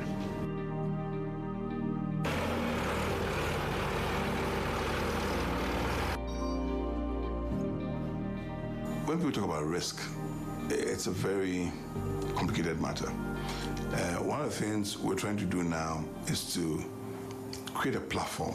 We're sitting between key players, the the financial services, the agri-businesses, and then also public sector and regulatory bodies. And I think we are best positioned because we're issuing guarantees, we're trying to de-risk transactions and so forth.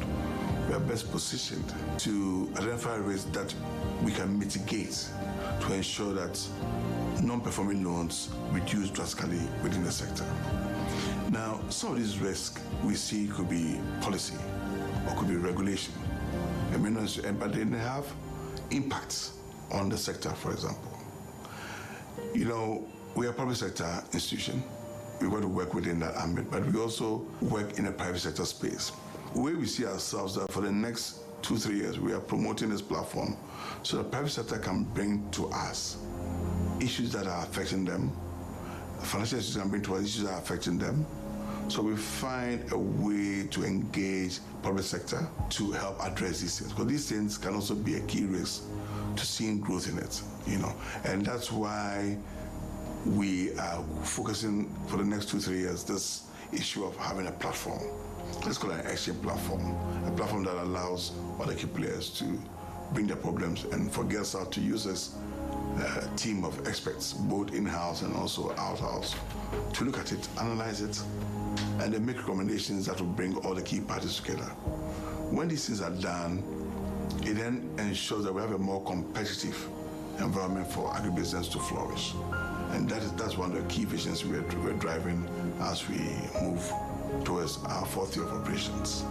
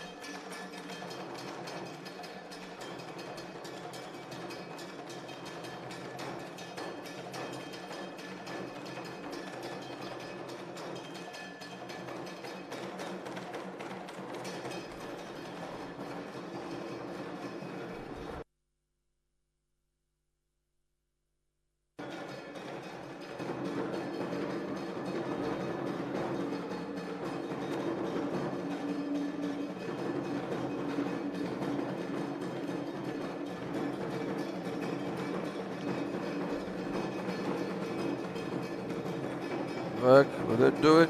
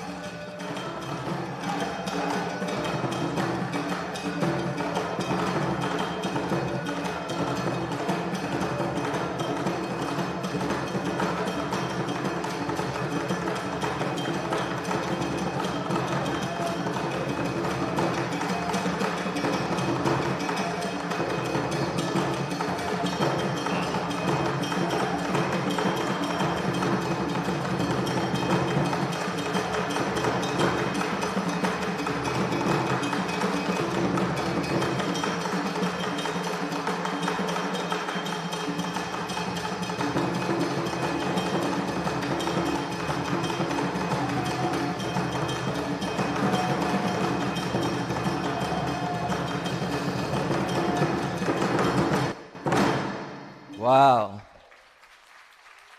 Fantastic. Every dance is a language. They were saying that because of GELSA, farmers will not be hungry anymore. They will get more food to eat. And will be very energetic. Put your hands together for the group one more time. Brilliant stuff. We have a mini exhibition in the lobby. A few of our agribusinesses are outside, so you can check them out. We have Ekumfi. We have Wadi Africa. We have Nanam, Jasta, Rockland Farms, Naru Biz, and some of the banks are also exhibiting. You can check out what they have. Want to also acknowledge the president of the AGI, Dr. Humphrey Eyim Dake, is joining us. Put your hands together for him. Thank you, sir.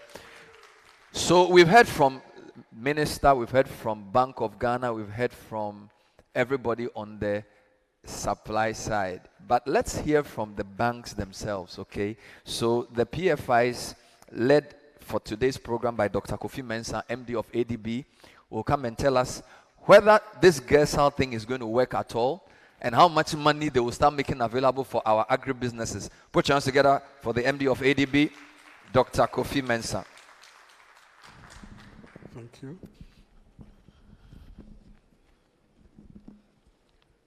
Greetings to everybody here. We've just seen the Minister for Finance, the Honorable Minister for Agri, Governor, representative by Second Deputy Governor. I also acknowledge directors, management, and staff of GERSA, and then executives of participating financial institutions, friends of the media, ladies and gentlemen. I greet all of you. I wish to convey the warmest greetings from the board, management, and staff of ADB to all gathered here. I also ably represent the PFIs that are connected to GERSA. As the lead bank providing financial intermediation to the agri sector in Ghana, we held the introduction of the Ghana Incentive-Based Risk Sharing for Agricultural Lending Scheme from the onset because of its potential to revolutionize agriculture lending by inducing commercial banks, which hitherto feared to venture into agricultural financing to lend to the sector. We have been proved right. We therefore cherish the opportunity to give this remark at the relaunch of the GERSA scheme and the launch of an agribusiness public-private partnership platform. In fact, when KK was whisked from our board, ADB, I was a little bit disappointed, but I also noted that he is going to head a sector that was very complementary to our effort. So I gave in, and now we see the synergy that we are getting out of this. So we are satisfied at ADB that KK left. Over the years, many players in the agricultural value chain have been constrained in their access to credit because of absence of collateral, credit history, reliable financial accounts that will mitigate asymmetric information risk, enable financial institutions to better appraise their credit worthiness. The negative impacts of credit constraints on the growth of the Ghanaian agricultural sector cannot be overemphasized. It is in this light that the credit guarantee institutions are considered very critical to improve the supply of credit to agricultural value chain. In Ghana, the impact of GERSA has been monumental in these few years of operation. They have eased the constraints and bottlenecks associated by absorbing part of the default risk of commercial banks, thus providing commercial banks with appreciable level of comfort to stimulate them to increase credit supply to the credit-constrained players in the agricultural sector. We at ADB are happy to note that the start of operations of GERSA has stimulated competition in agricultural lending in Ghana. While ADB remains the main player in the agricultural lending, we have in the past few years observed interest shown by other commercial banks in lending to the agri sector. We reckon that this enthusiasm seen in commercial banks to lend to the agri sector, hitherto considered very risky, is underpinned by the risk-sharing activities of GERSA, as well as by favorable agricultural policies and programs initiated by the government of Ghana. Indeed, the credit risk guarantees provided by GESAL have induced commercial banks to expand their risk appetite for agriculture and allied agro projects. When sometimes in our boardroom, in credit decisions, after we've gone through, one of the key issues that come in is GESAL guarantee. And sometimes in disbursement processes, when GESAL guarantee has not come, we find it difficult to proceed because we see GESAL as a key partner in our delivery process, especially when Bank of Ghana also came in with zero-rated risk tag. We are very happy that GESAL has come to stay. One additional functionality of GESAL, probably unknown to many, is their ability to negotiate better lending conditions such as lower interest rates, longer loan terms, and less burdensome collateral requirements. They have always argued that once their interventions reduce the risk of lending, it is important for clients to bring their profile. It is our hope that operations of GESAL will be financially sustainable in the long run to be able to continue providing such onerous role in agricultural lending in the country. I urge players in the agricultural value chain who are the ultimate beneficiaries of credit risk guarantees provided by GESAL not to renege on their loan repayment obligations in order not to actualize the biggest fear associated with such credit risk guarantee schemes, moral hazard. I also urge commercial banks not to let the credit risk guarantee by GESAL affect effective appraisal, monitoring, and recovery of loans. And more importantly, not to view GESAL's credit risk guarantees as an absolute substitute for collateral. This, if done, will ensure the sustainability of the operations of GESAL, which we so need. From their start of operations in July 2019 to June 24, 2022, GESAL provided credit guarantee schemes, as has been mentioned, in excess of 300 million and covering loans in excess of 600 million. It is not a coincidence that ADB remains the single largest partner financial institution.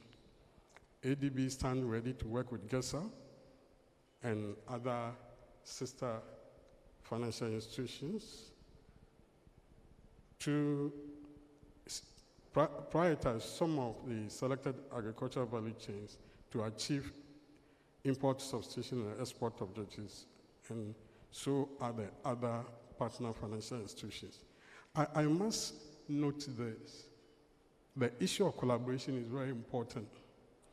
Not long ago, ADB decided to come out with a product called poultry value chain.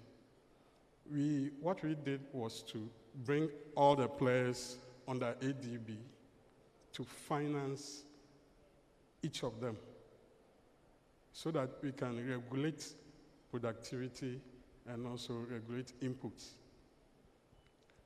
This was an awesome task, but I see that GESAL will be a middle player, a coordinating point for financial institutions in the value chain financing project, because the GESAL can ensure that each of the financial institutions financing a whole value chain keeps to certain KPIs and certain standards for the value chain. I have taken note of the position of GESA to provide a sustainable and coordinated platform for dialogue among the public and private sector participants on critical issues impacting agricultural sector, and wish to state that ADB will offer optimum cooperation in that direction as we all seek to build a robust and viable agricultural sector in Ghana. Thank you.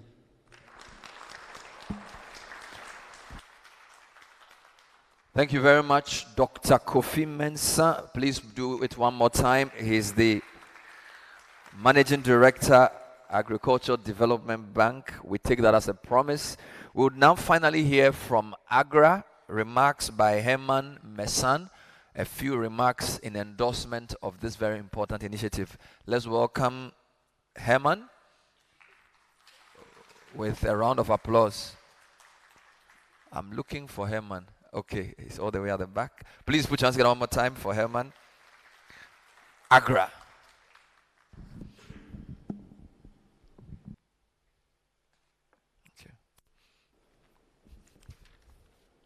Honorable Minister of Finance, Honorable Minister of Agric, Deputy Governor of Bank of Ghana, Board Chair of GIRSAL, Deputy Minister of Agric, CEO and Management of GIRSAL, distinguished ladies and gentlemen, all protocol observed. On behalf of Dr. Agnes Kalibata, the President of the Alliance for a Green Revolution in Africa, AGRA is grateful to the government of Ghana for the continuous support and collaboration to build a resilient food system and continue to support the agricultural transformation agenda that is core to the government's ambition. AGRA is also very proud to have been associated to GIRSAL and to have supported the operationalization of these key instruments with seed funding, thanks to our funding partners from the PIATA, chiefly USAID. AGRA is particularly happy that GIRSAL has always surpassed the different objectives that were built in our different partnership protocol, and our collaboration has been so successful that we are now sharing the lesson learned from GIRSAL even back to NIRSAL in Nigeria, where we are working. So I believe that this is a clear showcase of success, and we are grateful to partner with that organization. We have developed great relations with the management of GIRSAL, and we look forward to continue supporting the growth of this critical tool and thereby unlock the access to finance barrier and meet that unmet demand, which is emanating from thousands of agribusinesses and smallholder farmers. The launch of this platform also sits very well with AGRA ambition for the upcoming years, which is to continue supporting the productivity and trade of import substitution value chains, and also continue structuring the strategic value chains that are critical for the government of Ghana and for the people of Ghana. On this note, I would like to thank you for the invitation, and I would like to confirm that GIRSAL can continue counting on AGRA's support. Thank you. Thank you very much, Monsieur Messan from the AGRA. Well done for that presentation. We want to also acknowledge the Embassy of the Kingdom of the Netherlands for their support. If their reps are here, can they give us a wave? Let's put our hands together for the Embassy of the Kingdom of the Netherlands for your support. So far, we've said a lot of things at the very high level. We want to now enter a quick panel discussion on import substitution. We spent lots and lots of money importing food we should be producing here. And to set the scene for us for the panel discussion, I'm going to call up stage the Chief Operations Officer of the GIRSAL, Mr. Techi Sraha. He's going to walk us through a few quick bullet points on the state of the value chains of some critical agricultural sectors, rice, poultry, tomato, and others. After that, I will invite the deputy minister, the 2 farmers, the FABAC gentleman, and the finance person to come and delve into the issue. So help me welcome the COO of Gersal, Mr. Techi Sraha, as he walks us through those important bullet points.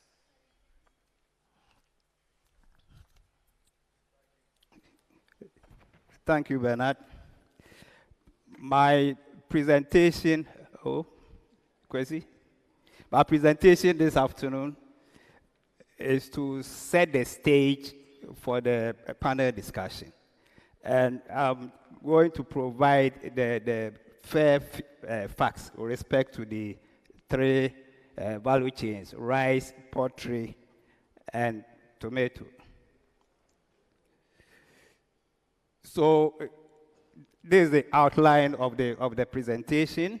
We will look at the food imports to Ghana, the rice, poultry, and tomato value chain situation, and also what government intervention has been so far. So, as has been said earlier, Ghana is a major importer of food and agriculture-related products, and in 2021, we imported food and agriculture-related products to the tune of $1.9 billion. Most of these imports were mainly rice, wheat, soya meal, and poultry. And where does these products come from? China leading the league, with Brazil, Netherlands, and other countries. This chart shows our food import for the last 5 years. And you can see that within this period, we imported over $10.8 billion worth of food, averagely $2.2 billion US dollars. And some of these products, as I indicated earlier, we can grow them in Ghana, but we spend hard-earned currency importing these products into our country. So what is the current rice situation? There's growing demand for rice consumption in this country, and per capita consumption reached 52 kg in 2021 as a result of increasing population and increasing incomes of our population. And the question is, how is this demand being filled in? With the 52 kg per capita consumption, Ministry of Food and Agriculture estimates put our national consumption around 1.5 million metric tons of rice. And this is filled in by our local production, which has increased over the years. And in 2020, we produced 987 metric tons of paddy. In equivalent terms, over 622,000 metric tons male rice that locally we produce. And this falls short of what our demand constitutes, less than 50% of our demand. And the gap is filled in by export. And in 2020, we imported over 700 metric tons of rice into the country. And these imports are usually about 70% of the imports are sold in our urban markets within Accra and Kumasi, Accra and Kumasi being the consumption areas. And on the milling capacity, the private sector in this country has invested so much in installing processing mills. And estimates indicate that currently our installed capacity is about 700 metric tons, which, if we have the available and quality paddy, can process on a basis. And from the import of rice, if we look at 5 top countries, they export close to 400 million worth of rice into the country. And Vietnam is leading the chart. And as the Minister for Finance indicated, years past, Vietnam wasn't a significant impact, but due to some policies that were put in place, Vietnam is a major exporter of rice into our country. So we try to look at what are some of the key sector issues. Yield is still very low within the rice sector, and currently around 3.2 metric tons per hectare, which is far below the potential yield. There are issues with respect to irrigation facilities available to our farmers, and most of our smallholder farmers who form the bulk of rice producers cultivate rice under rain-fed conditions. The other key issue is the quality of paddy that is available for processing. As a result of the poor harvesting and threshing practices, mainly because combined harvesters or equipment for harvesting are not available, the quality of paddy that processors buy are of poor quality, which also impact on the quality of male rice that gets into the market. Another issue is the uncompetitive price of local produced rice. Production cost is very high, the quality inconsistency, and again, the local imported rice on the local market comes at a very cheap cost, which make it very uncompetitive for the local produced rice. And what the industry is also missing out is their inability to promote the nutritional and health attributes of our locally produced rice. And as a result, there is low visibility in terms of the local rice availability on our market. And industry have to take a critical look at promoting these attributes. So the poultry situation, what is the poultry situation? In this country, commercial poultry production focuses on producing eggs for the local market.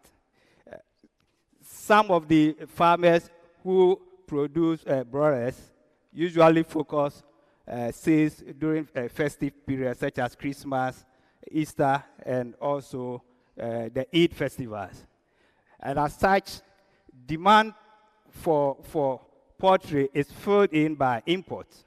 And these imports usually comes in pre-cuts, very convenient, very cheap, low value without the premium pass, and as such, affordable to most of our households. Within the industry also, inputs of poultry products are also imported. For example, the day-old chicks, drugs, and other feed additives are all imported. So, in terms of the figures, our national consumption or demand in 2020 is also estimated at 353 metric tons as a result of the growing demand. And this demand, the local production is so woefully inadequate. We produce domestically 58,000 metric tons, which is about 16% of the national demand. And as such, imports of poultry from other countries tend to feed in this demand gap. And as you can see, in 2020, we imported over 295,000 metric tons of poultry from Europe and the USA mainly. And these imports are usually distributed through through a network of privately owned cold stores that are distributed within our cities and towns. I want to show this chart, which is our imports within a decade from 2010 to 2020. And you can see that within this period, we imports of chicken into this country increased over 300% from a low of 84,000 metric tons to 295,000 metric tons. And it's all because our local production is virtually non-existent. And because farmers are not competitive, they tend to produce or focus on only egg production. And where are these frozen chicken coming from? Netherlands leading the chart with 35% of the imports coming in, followed by Poland, USA, and the others. Another interesting scenario, the 4 years between, we try to collect data on prices of chicken per kilo basis between 2018 and 2021. And as you can see, during this period, irrespective of the city depreciation, the price of imported chicken per kilo basis were fairly stable. But on the other hand, our local production increased significantly from 19 cedis per kilo to about 25 cedis per kilo. And that should tell us something, that irrespective of the various taxes that importing chicken into this country attract, it still landed at a cheaper cost than our local production. So what are some of the key challenges or issues here? As mentioned by the Minister for Agric and others, within the poultry industry, feed costs drives the cost of production, and it constitutes between 60 and 70%. And this cost is driven mainly by the price of maize and soya. In the industry, another critical issue that needs to be looked at is the cheap imports. And as I said, despite the taxes, still imports are cheap. Are there issues with dumping that we need to investigate? Another issue is the fact that the packaging of our local product looks unattractive. Most chicken sold on the market comes at a live bed, which you have to buy, take it to the home, and prepare. And again, even those that are dressed are also in what you call the whole chicken and has to be cut into pieces, unlike what the imports that comes in pre-cut, convenient to use. So it's an area that the industry may have to look at to be attractive to the market. So what is the tomato situation? Tomato is grown in all agroecological zones in Ghana, with Upper East, Bono East, Ashanti, Greater Accra, and Volta region being the major producing areas. And these production areas supply the market at various times of the year to ensure that there is a constant supply of tomato throughout the year. But there are periods within the year that we experience deficit, especially during the first half of the year. There are always deficit from these supply areas, and imports from neighboring countries tend to fill in the gap. In terms of consumption, we consume approximately 800,000 metric tons of tomatoes, both fresh and processed. And our national or domestic production is estimated around 420,000 metric tons, according to MOFA data. And as such, there's a huge demand gap, which, as I indicated, is filled in by imports. And imports from Burkina Faso alone account for about 90% of this shortfall. And according to the Tomato Traders and Transport Association, their members on an annual basis bring over 100,000 metric tons of tomato from Burkina Faso alone. What is the situation with respect to the processed tomatoes? That industry, or such part of the industry, remain very small and rely heavily on imports of raw materials such as concentrate and additives. And our attempt to process tomato in this country failed. We established factories in Pualugu, Techima, Wenchi, but they all shut down because they depended on the raw material, which is fresh tomato, and these factories were not able to compete with the market queens in terms of price, and as such, they folded up. The estimate also shows that we consume close to 100,000 metric tons of tomato mix annually. And currently, there are companies that are set up to import concentrate, mix them, package, and sell it into the local market, aside the few import of finished product that also comes in. So these are some of the brands that you see on the market. Sweet Mama is a product of a Ghanaian, wholly Ghanaian-owned company under 1D1F, established in the Brekum area. Is a company that GESA is supporting. And in terms of the sector issues, they are not different from the situation of the rice sector. Yields are also still low. We are achieving less than 10%, 10 metric tons per hectare, as against a potential of 20 metric tons, and which means that we have a lot of work to do. Our scientists and researchers and technical officers have to work with our farmers to increase yield. There are also issues of climatic factors.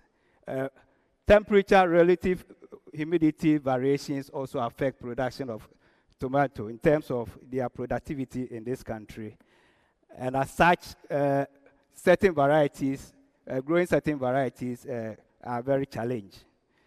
There are also issues of farmers adopting improved seed of commercial varieties, and they still depend on the local varieties that are typically not appropriate for processing.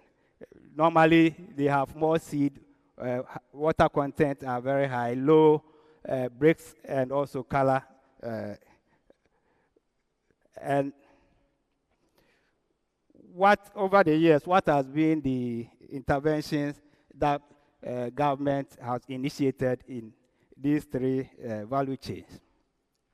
If you take rice, there has been several initiatives by government to increase production and productivity through the implementation of these rice projects, including our current Planting for Food and Jobs. In the poultry sector, in 2014, government attempted to implement the poultry revitalization project, which I must say wasn't successful. And currently,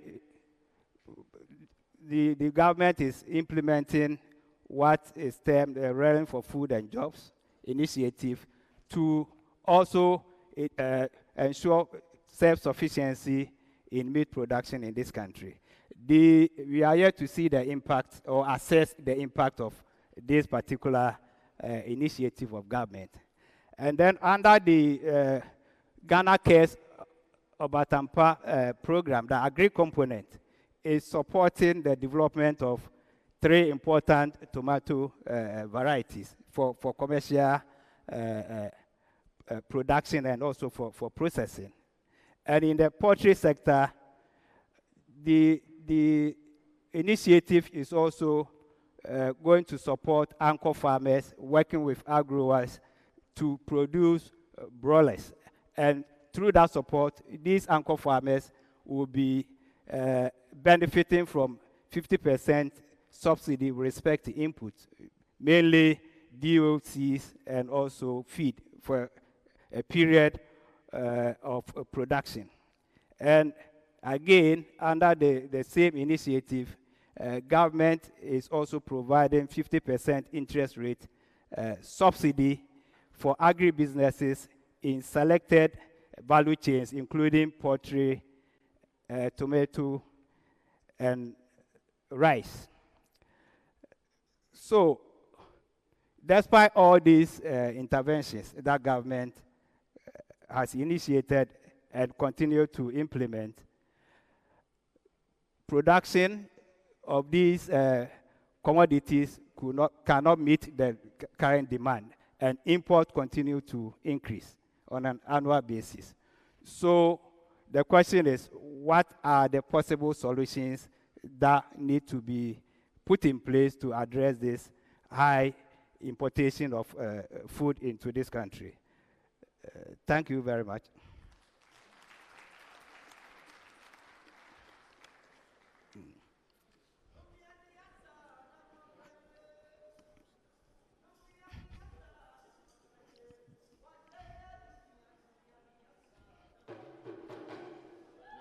Yes, sir.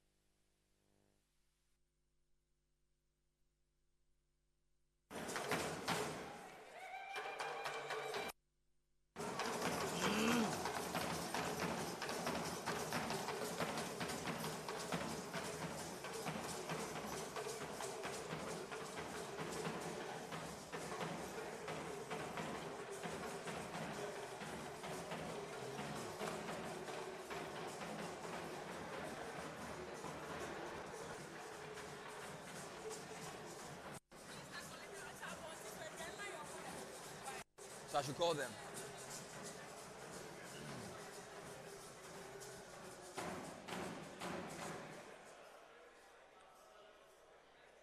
Thank you very much. Thank you very much. Can we please come back in? Please, you can bring your food inside. I notice a lot of people are eating. Can we get settled? Those of us inside, can we sit down for the panel discussion, please? Ushers, please help me get the people in the lobby back in. And those of us inside, can we get settled? There are empty seats in front. Please come forward.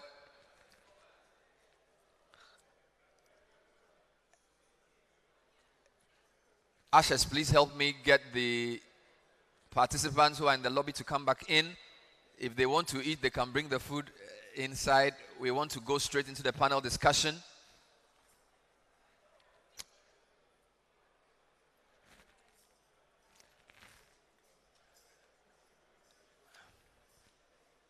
While we do that, we want to acknowledge some of the agric and agribusiness partners we've invited. So I'm just going to run through some of the names. I don't know if they can hear me in the lobby. Can they hear me in the lobby?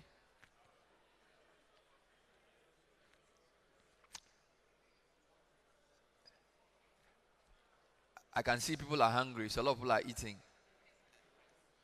Please bring them back in. We have just less than an hour to finish everything. Ushers, please help me bring them back in. If you've had something to eat, please come back inside. This is not the time for networking. We're still in the program. We'll do the networking afterwards. So please come back inside.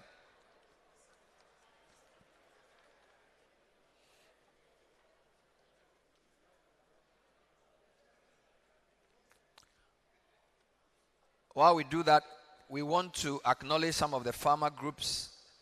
Premium Foods, thank you very much for joining us.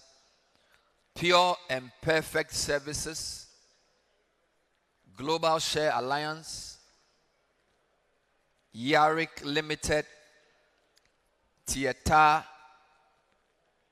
Odubek, Ghana National Association of Farmers and Fishermen, Nano Foods, Papa's Farms, New Race, Black Carbon, Jacoa Farms, Erop One, Rockland, Nanam Ventures. Whilst we are doing that, guest house staff, please help me bring the people back in. Please go to the lobby and convince them to come back. This is not lunch break yet. Please go out and convince them to come back in. We have a very important panel discussion to wrap up the program. We want to acknowledge Golden Riverside Farm Direct, Handy Farms, Wedi Africa, Dake and Associates,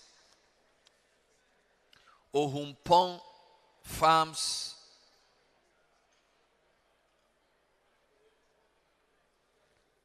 Srigan Farms, Ganoma, Farms, New Ridge Agric Farms, Green Gold Farms, G. Billy Farms, Kusi Farms. There's still a lot of talking in the lobby. I really need you to come back in, please. All right, can you close the door so we start? Can you close the door so we start? Can you shut the doors so we know with those of us in, we want to do the panel? Please shut the doors at the rear so we can start the second part. Shut all the doors. Thank you. We want to acknowledge as well Idan Agro Ventures, Horti Consult, Quest Farms, Western Dedel, Vesta Oil, Maflix Trust, Global Farm Right. All of you are very much welcome. I want to invite the panel members to join me upstage. Mrs. Edith Akosa Wheatland is the CEO of Rockland Farms. Madam, please join us. Thank you very much. Please put your hands together for Mrs. Akosa. Mr. Senyo Hosi is the CEO of HGL. Please put your hands together for Senyo. Thank you. Kingsley Adolfo Ado is the head of SME banking for EcoBank. Thank you very much, Kingsley. Please answer for Kingsley. Also want to acknowledge the General Secretary of FABAG, Samuel Atu Agri. Please welcome him with a round of applause. And last but certainly not least is the Deputy Minister of Agric, Honorable, is also an MP for Manso Edubia, Yao Frimpong Ado. Please put your hands together for him. Ladies and gentlemen, it's good to have you. Thank you very much indeed.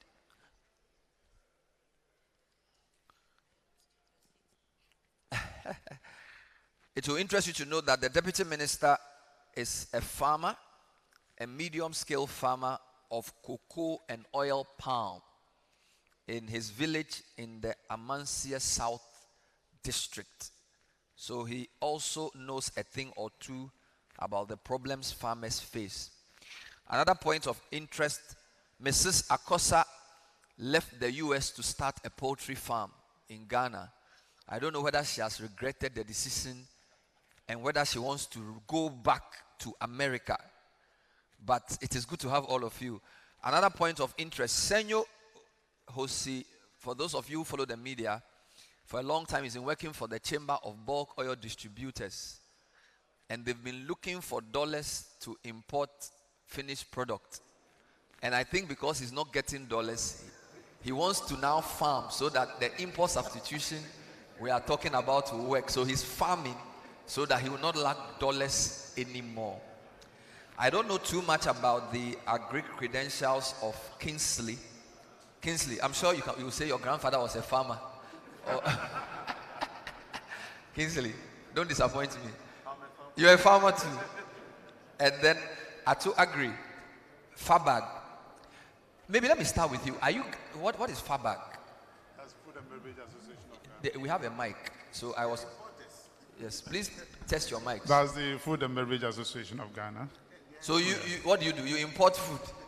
We do imports, we do manufacturing, we do processing and everything. All right. So this is my approach to the panel. Can you close the door, please? There's a lot of noise. Please close the door. Techi has already asked the questions, so I'm not going to reinvent the wheel. But I group his presentation into 4. He outlined production issues. And then he also dealt with some value chain issues as well. I'll put them together under production. We've also been talking about financing. So the first set of questions will be about production. Second set of issues around financing. And then I'll come to policy questions. And then possibly value addition. So that's the plan. I have a lot of well-informed people here. So if at any point you feel you want to make an intervention, you want to correct something that's been said, or you want to ask a better question than I'm asking, just give me a vigorous wave, I'll call you. Is that a good plan? So what I'm going to do, I'm going to start with Mrs. Akosa. You left the US to start a poultry farm. How is it going? Are you making money? Are you getting feed? Are you frustrated? What's happening to your farm? Thank you for giving me the opportunity to represent the poultry farm, especially the women in poultry value chain and then the youth in poultry farming. The industry at the moment, we are facing some challenges. But still, I will not say I regret moving back. That country was built by somebody. Nobody can come and build our country for us. We have to build our country ourselves. And for a little information for you, the US poultry industry was started by a woman with just 50 birds. Wow. 50. She made the poultry industry a commercial and a profitable one. So if she can start with 50 birds, I'm sitting here proudly and boldly saying, I started with 6,500. With hard work, with the support, and with persistence, we can also build our poultry industry again. This is not how the poultry industry used to be. It used to be better. So we are in together. Fantastic. No regret moving back. If you want to clap, you can do that. That's wonderful. Second question. When you heard Techi talk about the industry, he talked about your problems, he showed a nice chart. And he says the imported one is cheaper than yours. What he didn't say was that yours tasted nicer than the imported one. He didn't say that, but I'm saying that. What did you make of the problems he identified for your industry and the way he analyzed it? Is there anything else to add to the very graphic images he showed about your industry? Thank you. Mr. Techi forgot to mention about the health benefit of our local chicken. that we raise them for 6 weeks with no antibiotics and no additives. It's all almost purely organic. Wow. Yeah. Well, I know the government, 2014, they did a broiler revitalization, which was a very excellent idea. But it was unsuccessful due to a few hitches. At that time, we had a instability power supply. The processors were not funded enough. Not enough resources. The processors also were not enough to process the chicken that were raised. Capacity building was not enough. There was no market available for the local chicken. The 40-60, it was okay, but there were no sustainable policies for the 40-60 agenda.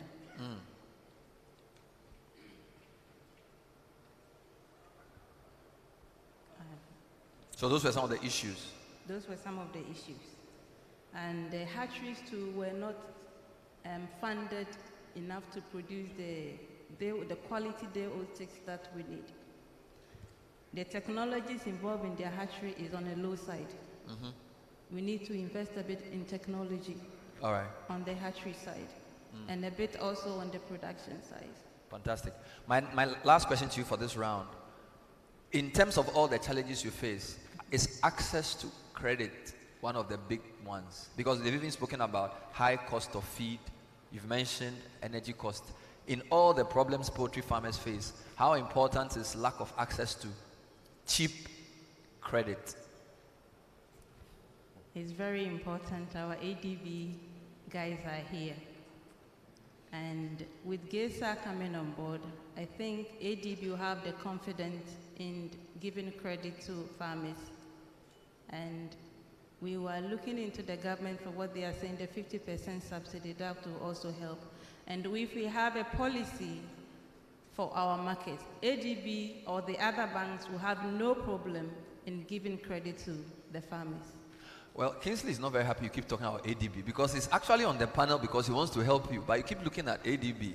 Like the guy is on the, or do you want to sit next to him? I mean, what are you doing?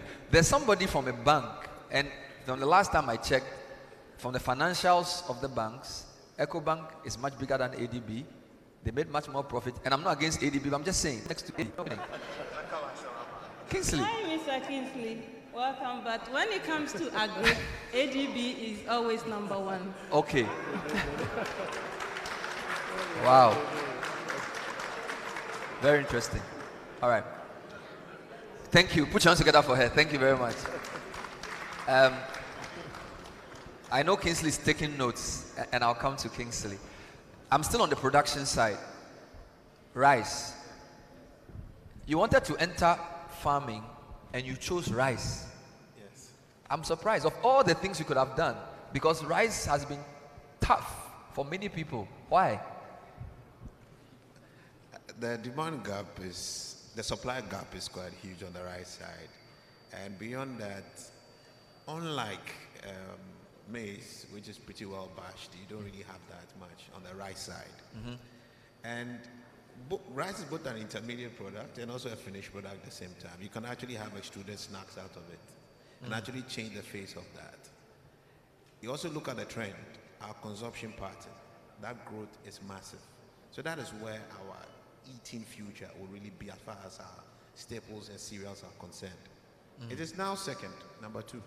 Rice is number two. Our taste preferences have actually moved in that direction as well. So it makes perfect sense to really look into the rice value chain. The unfortunate thing about the rice value chain is that policy speak and act has not really been properly aligned. Before we come to that, I just wanted to tell a lot more about the journey.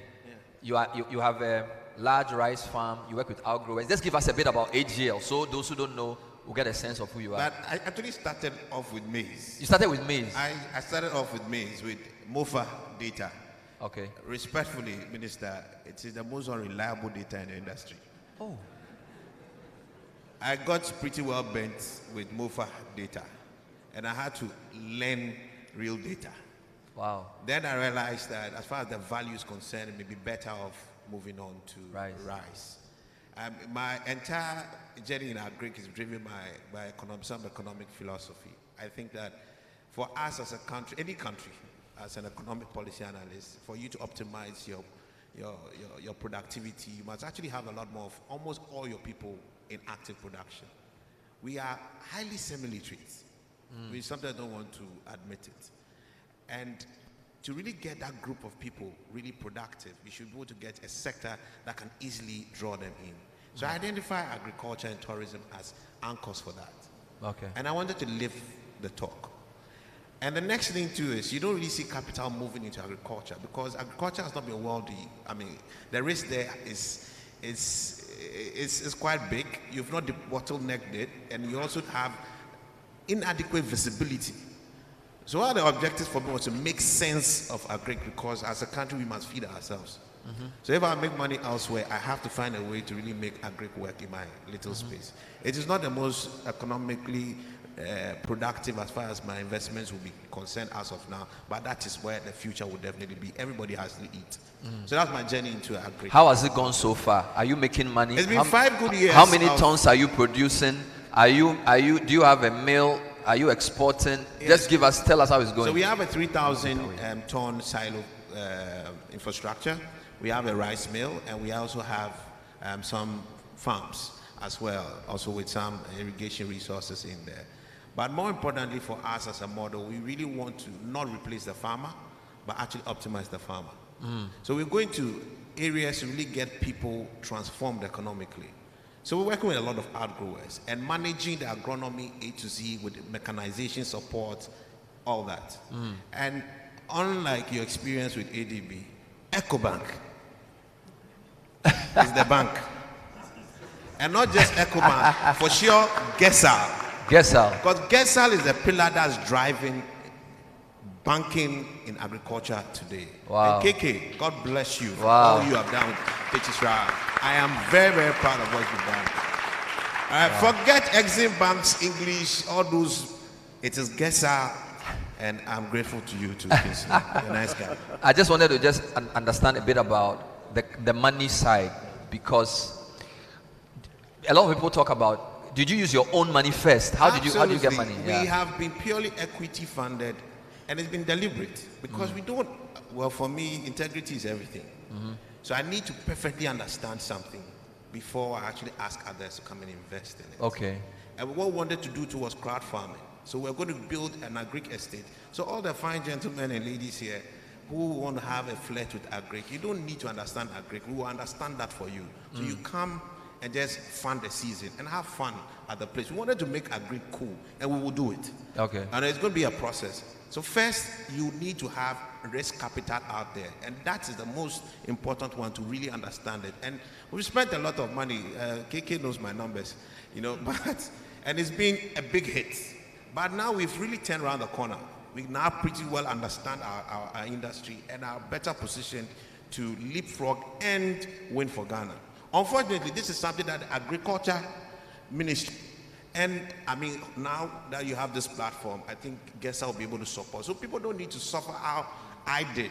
And we'll be able to run transition much faster and transform agric. All right. That is something we should be able to do. Fantastic. Put your hands together for Senor. Kinsley, I wanted to come to you. Because of what Senor have said, I've changed the question. Because I was going to ask you an easier question because of what he did, but Senor has already. Just explain to us the way the Gesal arrangement makes it easier for you in your credit analysis. Because we are live on television as well. I'm not sure everybody understands this whole de-risking, de-bottlenecking, all these big English. So just make it easy for people to understand what kind of comfort an institution like Gesal gives to somebody like you who has to account for every penny you get of funds from wherever you get it. And you want to balance that with developing an economy that we all know is important, yet you cannot waste people's money because you want to be able to pay them back. If you can just explain how that works. Thank you, Bernard, and good morning once again to everyone. So Let me take this question. Okay. So my background is in that Greek. Okay. And I had to learn and understand the sector on the job. And this has been a journey of about 7 years. And thanks to USAID, thanks to AGRA, thanks to AFDB, and now more kudos to GESEL and KK, kudos to you as well. So what has been happening over these years is institutions being deliberate at changing the mindsets of banks towards the sector and identifying capacity, identifying resources, and helping them to appreciate the nuances, the risks, the dynamics within the sector. Those are the things that put us off. When Techi was presenting, from my yesteryears, all I'll see on the board is risks everywhere, no opportunity. But you look in there, even for the fact that over 50% of our demand is being imported, tells you there's opportunity. Yeah. Then again, you look at investors and entrepreneurs like Senor going ahead of the curve to start a chain. That means there is resource. But then again, there is a gap. All over the sector, what we see is clusters of smallholder farmers who, to meet this demand gap, are not well resourced and well capacitated to do that. So if somebody like Senor would go into production processing, as a bank, you'd want to identify as to whether his supply of raw material will be guaranteed. Else all that investment into the capex would be a challenge and it becomes a risk. What GESEL and the partners have done is to say, let's go into this sector together. Let us fold up our sleeves and understand what the businesses want to do, where they want to go, and let's work together and structure transactions that support and elevate their idea and to the point of actualization. So today, if a transaction would come to me as a credit officer wanting to appraise whether I should give company A or B financing, one will not just go alone looking at our internal modules. One would want to reach out also to the technical experts to get to understand the various potholes in the sector or in the transaction one is going into and how best to mitigate and navigate that. And that is the effective use that GESEL brings to bear. Taking away that allows us now to deploy investment into it. There is another challenge. That is to say, in as much as we identify the risks, in as much as we are mitigating it, the seasonality and the long gestation period, especially on the production side, makes the cost of funding a different story to tell.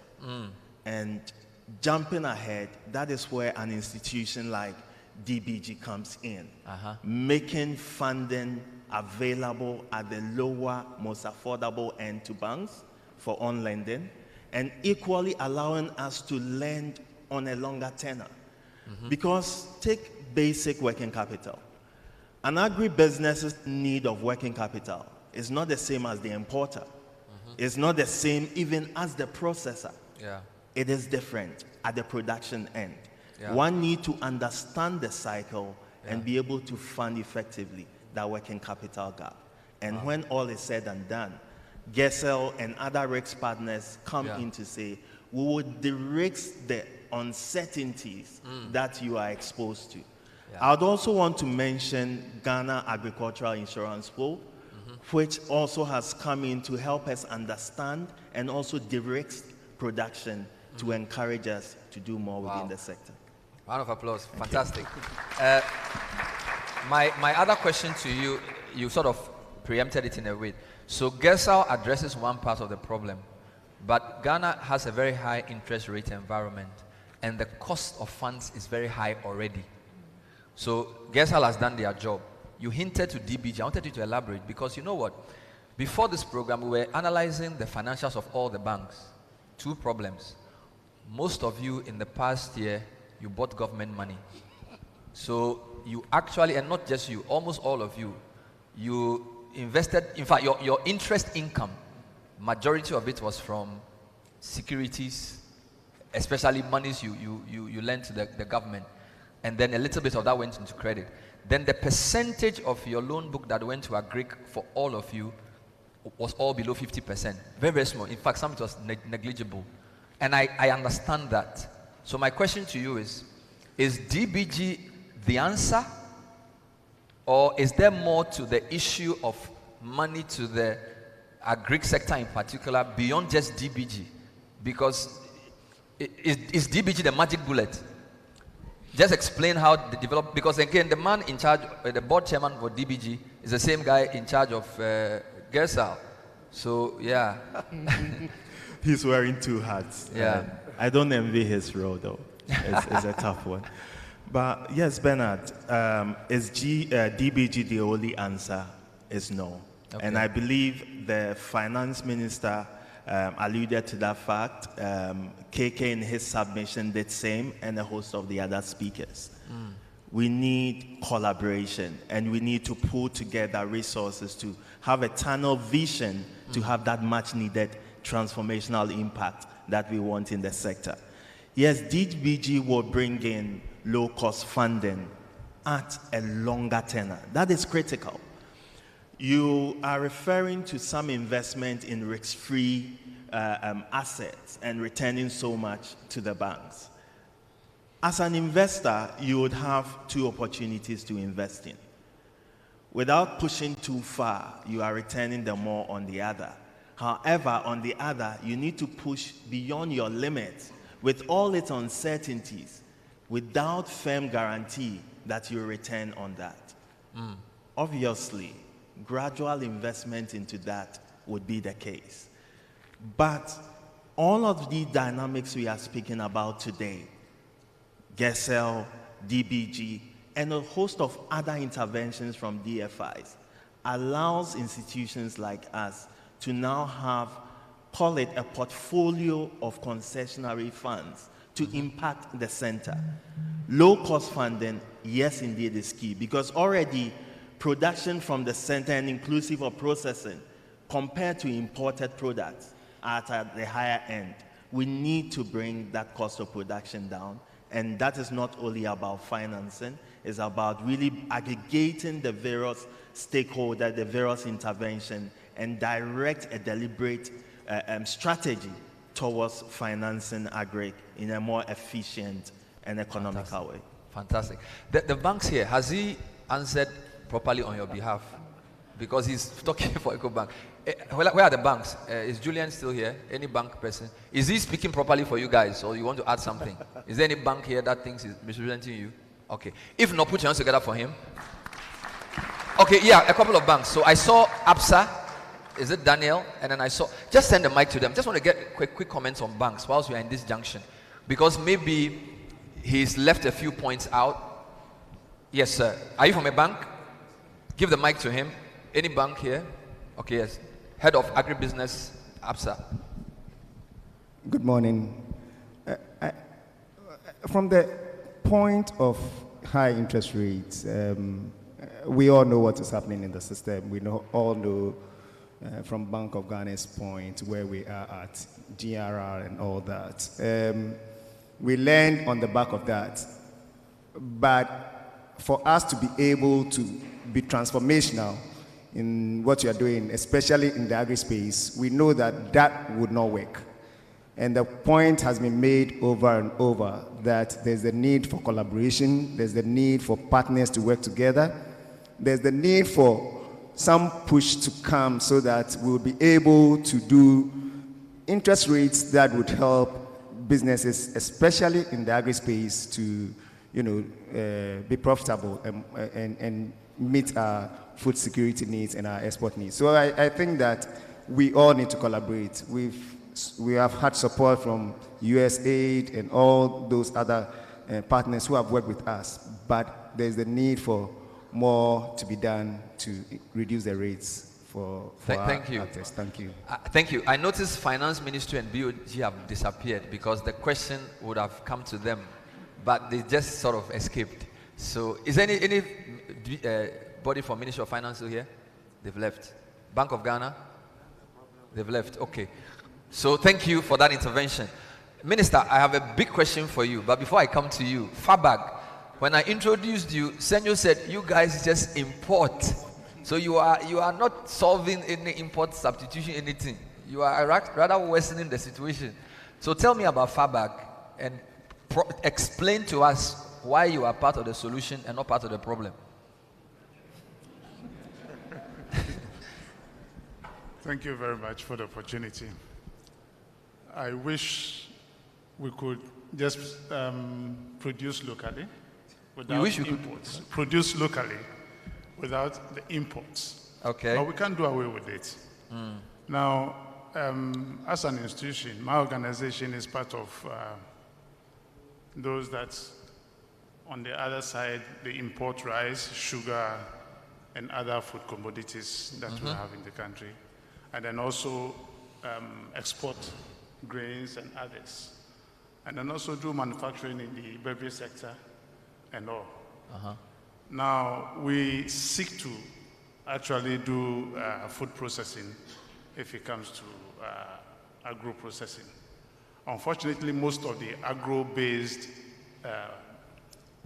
produce that we need to process, we can't find them. And if you find them, it becomes a scarcity over time. Okay. Now, when the factories are put up, and you expect that there should be a continuous raw material production, you get to a time you cannot get them. Then you have to fall outside the country to get people to supply you the raw-based materials. For example, let me say tomato, for instance.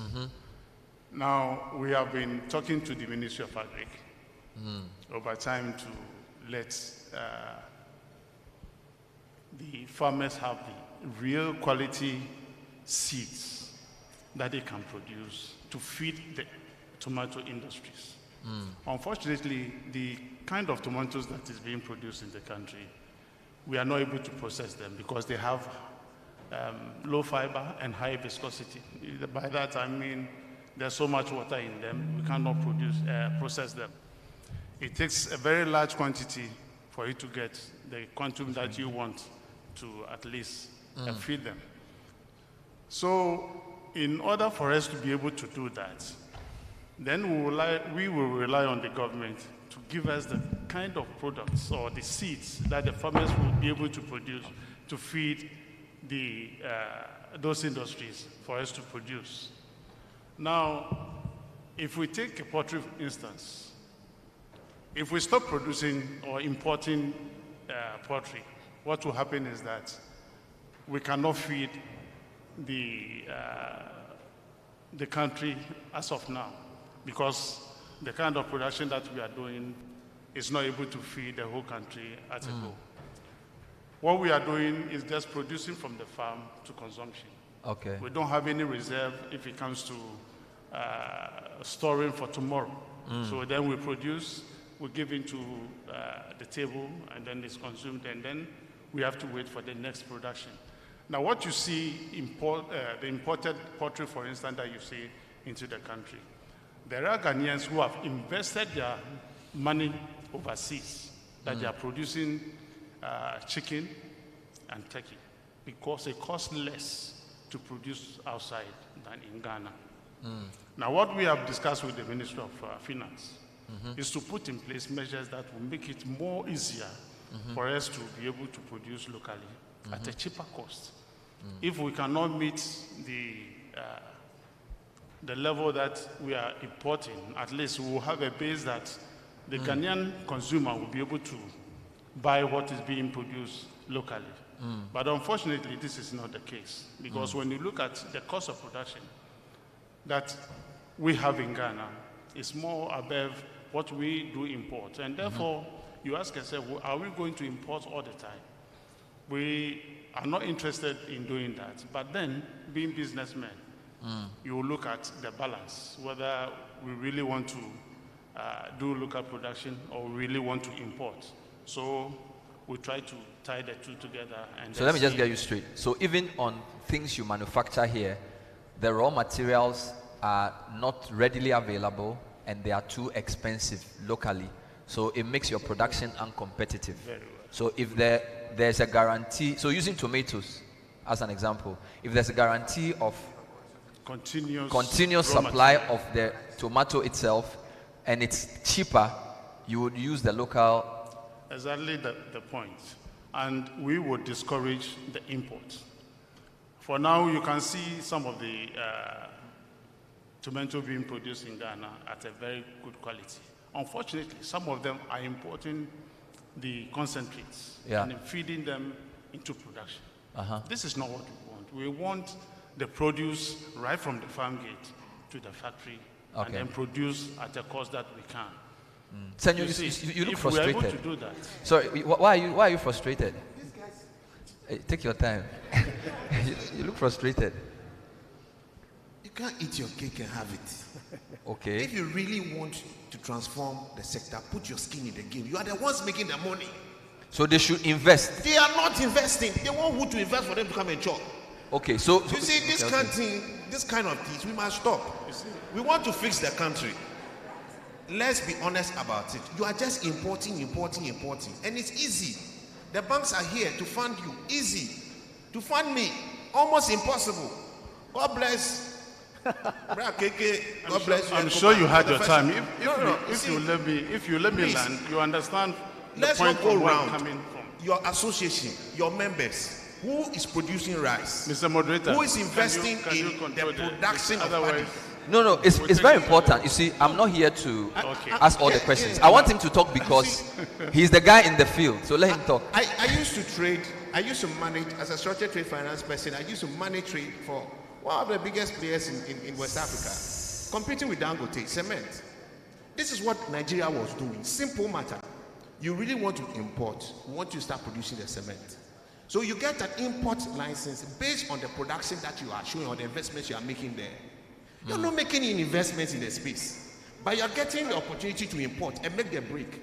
If you're making the break on the import, invest that break into the local production. Okay. Are you seeing that in this country? Yeah. So you understand? Yes. I can tell you where some of our members have started from import to local production. I can mention give me like 3 examples. I can give you Olam, which is producing locally. Okay. I can give you La Bianca, which is producing local. La Bianca, which is being produced locally. Tomatoes. Now, I can also give you on the poultry side, Francopat, which unfortunately, like I said, because of the local production, the cost of feeding and all that, sometimes they have to feed or produce outside and bring into the country, which is not the point that we want to drive on. Now, these importers that they are bringing in these products, most of them, if we discuss with the Minister of Finance, which maybe you are not aware. Yeah. Now, what we have said is that most of these manufacturers or the importers want to drive into the local production. Now, what can we do and what are the incentives that is in place for them to go into that production? Fair enough. Senor, I think it's clear. You can't force somebody to do business that he's not sure he'll make money unless you have an incentive. Because, I'm not asking you a question, I'm just telling you. So relax. So I'm going to Minister now. Give us the import license. We will import. We are investing. They will make the money from the import. They will grow our production and replace the import. That's when you can substitute. So that's a policy decision. So which is why I'm coming to the minister. So if the minister is minded to say, because we want to support local production, we have no problem with imports. But if you want to import a certain volume, you have to guarantee us that you will invest some of your profit in production. So maybe let me start with you there. What are your thoughts on that as a possible way of addressing import substitution? Thank you so much for the opportunity. Bernard, over the years, such policy decisions have been taken. But, you know, anytime the private business person faces some little challenge, then he has to look for the easy way out. This issue that we are talking about, especially with the poultry, no, not poultry, rice. Those who import rice, who distribute rice, there is a policy in the ministry that do a certain percentage of imports and then a certain percentage of local rice. But just go around and see. We have an M&E outfit, they go around, and seriously speaking, a lot of them flout this policy with impunity. And it becomes very difficult for you, maybe there must be some punitive measures, but you see, if you want to introduce any such thing in agriculture especially, and you bring punitive something, people will go underground and still do it. We just appealing to them that, look, we need to up our game on local production. So we cannot go the Nigerian with an outright ban on rice importation, because it's a question of taste. Over the years, we should have done this thing long ago. We haven't done it.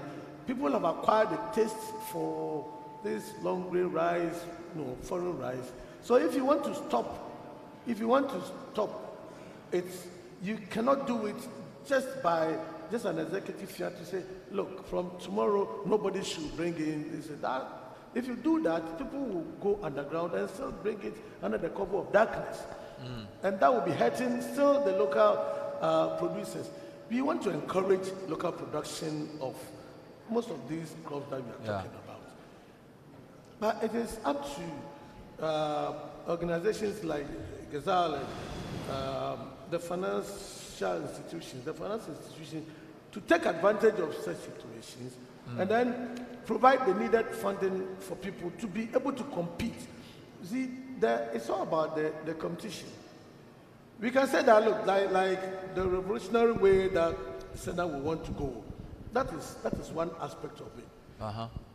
Sometime past in the 80s, something like that started, but we could not sustain it. That's where everybody was like, do this, but we could not sustain it. So we cannot go the Ethiopian way again. All we need to do is to be persuasive about some of these things. All right, just hold on. Hold on. I noticed there's a memo in the audience. Does that mean you want to contribute, or you want us to stop the panel? So I know what to do. So if you want to contribute, please let me know, so I will bring the mic. But it's distracting the audience online. So kindly bring your voice down. As soon as they are done, I'll take your comments. In fact, we've lined up 2 mics. So just go and stand behind the mic and wait for me. So I'll call you to speak. I beg you. So please lower your voices and please show them where the mics are. If you want to ask a question or make a contribution, just join the queue. So, Minister, please finish. Hey. Yes, I want to make a very quick intervention. Yes, you please. see, on the rice issue, now, when the minister in 2018 decided that they were going to ban rice import, I went to the minister with my team, and we sat at the table, and we said, look, this is the offer, perhaps we can, because if you decide to do an outright ban, what is going to happen is that we are not going to be able to sustain the market for the Ghana rice, because that production level at that time was very low. So what do? We need to put back what we are importing, 10% of that, into the market to buy local rice. Now, before you bring in an import, you have to show that you are buying a rice from a miller or an aggregator, so that the ministry will give you that permit to do so. In the absence of that, no import. Now, I'm able to get my members to adhere to this policy, but the rice is still coming. Who is bringing them? We don't know.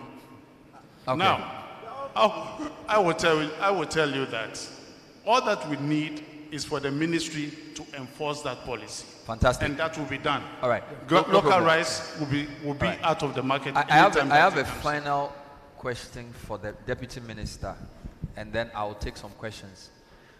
There does appear to be either policy inconsistency or a clash between different policies. Let me give you a classical example. So you want to do import substitution.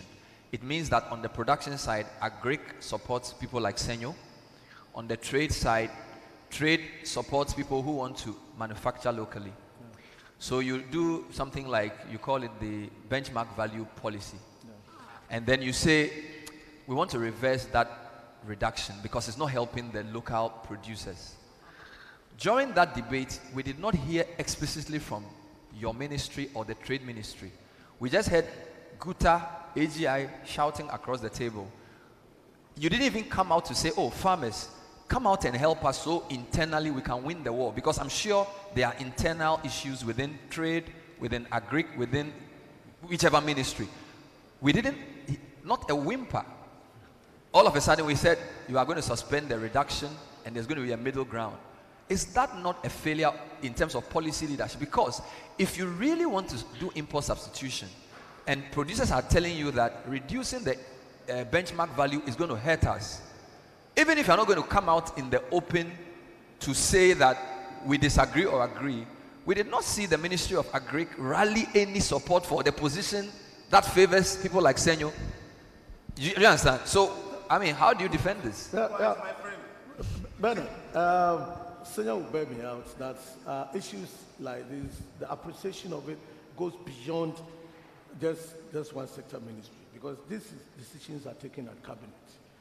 And at that level, the discussions that take place there, you and I will not be there. You and I were not there. Will not be there. So what I've been encouraging them to do is we need to deepen the dialogue between us and our major stakeholders. The dialogue, because there must be some serious interaction here. And among the ministries, some of these issues are discussed thoroughly. I sometimes sit in for my minister, the Minister of Trade, especially typical example is this Ghana Cares program. Okay. You know, it encompasses other ministries, but there is an interministerial committee that I attend, and some of these issues come up. With this one that you are talking about, this benchmark issues, I agree with you. But at a certain level, such discussions did take place. I don't know if it was deep enough, but such discussions did actually take place. I cannot. You cannot add any more. No, I will not add anymore. I will not add anymore. Because the two ministries concerned, Agric and Trade, are very powerful ministries. And if Agric and Trade came together to say, we believe that don't forget, we are suffering with currency depreciation because everybody is looking for dollars to do important things like importing finished product and also mundane things like importing toothpick. So you could have made both a fiscal argument, an employment argument, and all kinds of arguments. So is it that you lost the argument? No, while there's a gap, there's a gap to fill. Any government will tread cautiously. Once there's a gap, the figures that Dr. Straha puts up here, the graph has been climbing like this. So there's a gap. Once production does not match the demand, naturally, people will find means to take advantage of the situation. So maybe for the future, there must be deepened interaction between policymakers and these are major stakeholders. Fair enough. Thank you. Please put your hands together for the panel. Thank you very much. I noticed you want to say something. Madam, say it before I take questions. Honorable Minister, there is something that the poultry industry we've been seeking and following up for a very long time with no solution. Yeah. Because a lot of things are happening on the ground that it takes a long time to get to you. So what we are requesting for is a poultry council With the Poultry Council, the farmers are there.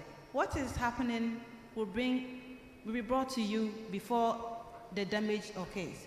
Because with the if we have a policy in place for the poultry industry, the poultry value chain, I can sit here confidently and tell you that is the only sector that can provide a lot of employment, increase our GDP, and take a lot of headache from the government. Look at the poultry product that we are importing. Right. It's huge. It is. The benchmark value that we're giving to the poultry input subsidy was helping. Now it's been taken out. And I think it needs to be looked at again. Minister, Yes, this one there, just take it cool. Don't respond. Just take it cool. All right, thank you. Yes. So yes, name, question, quick. We have just 12 minutes, so let's be fast. Thank you. Name, question, or name, comment. 1 minute per, or 1.5 minutes per person. Is it on? Yes, it's on. Go ahead. Okay. So good afternoon, and thank you very much for the opportunity to make some few comments. My name is Dr. Shaibu Bani Azuma. I'm an agriculture economist with the Global Share Alliance. The biggest issue is that the big guys leave the table before the discussions even begin. I can see the deputy minister struggling to answer most of the policy issues because the minister has walked away. And Bank of Ghana, they also made their presentation and they walked away. And those are the people that can actually make policy. Yeah. So there's no hope with what the deputy minister is saying.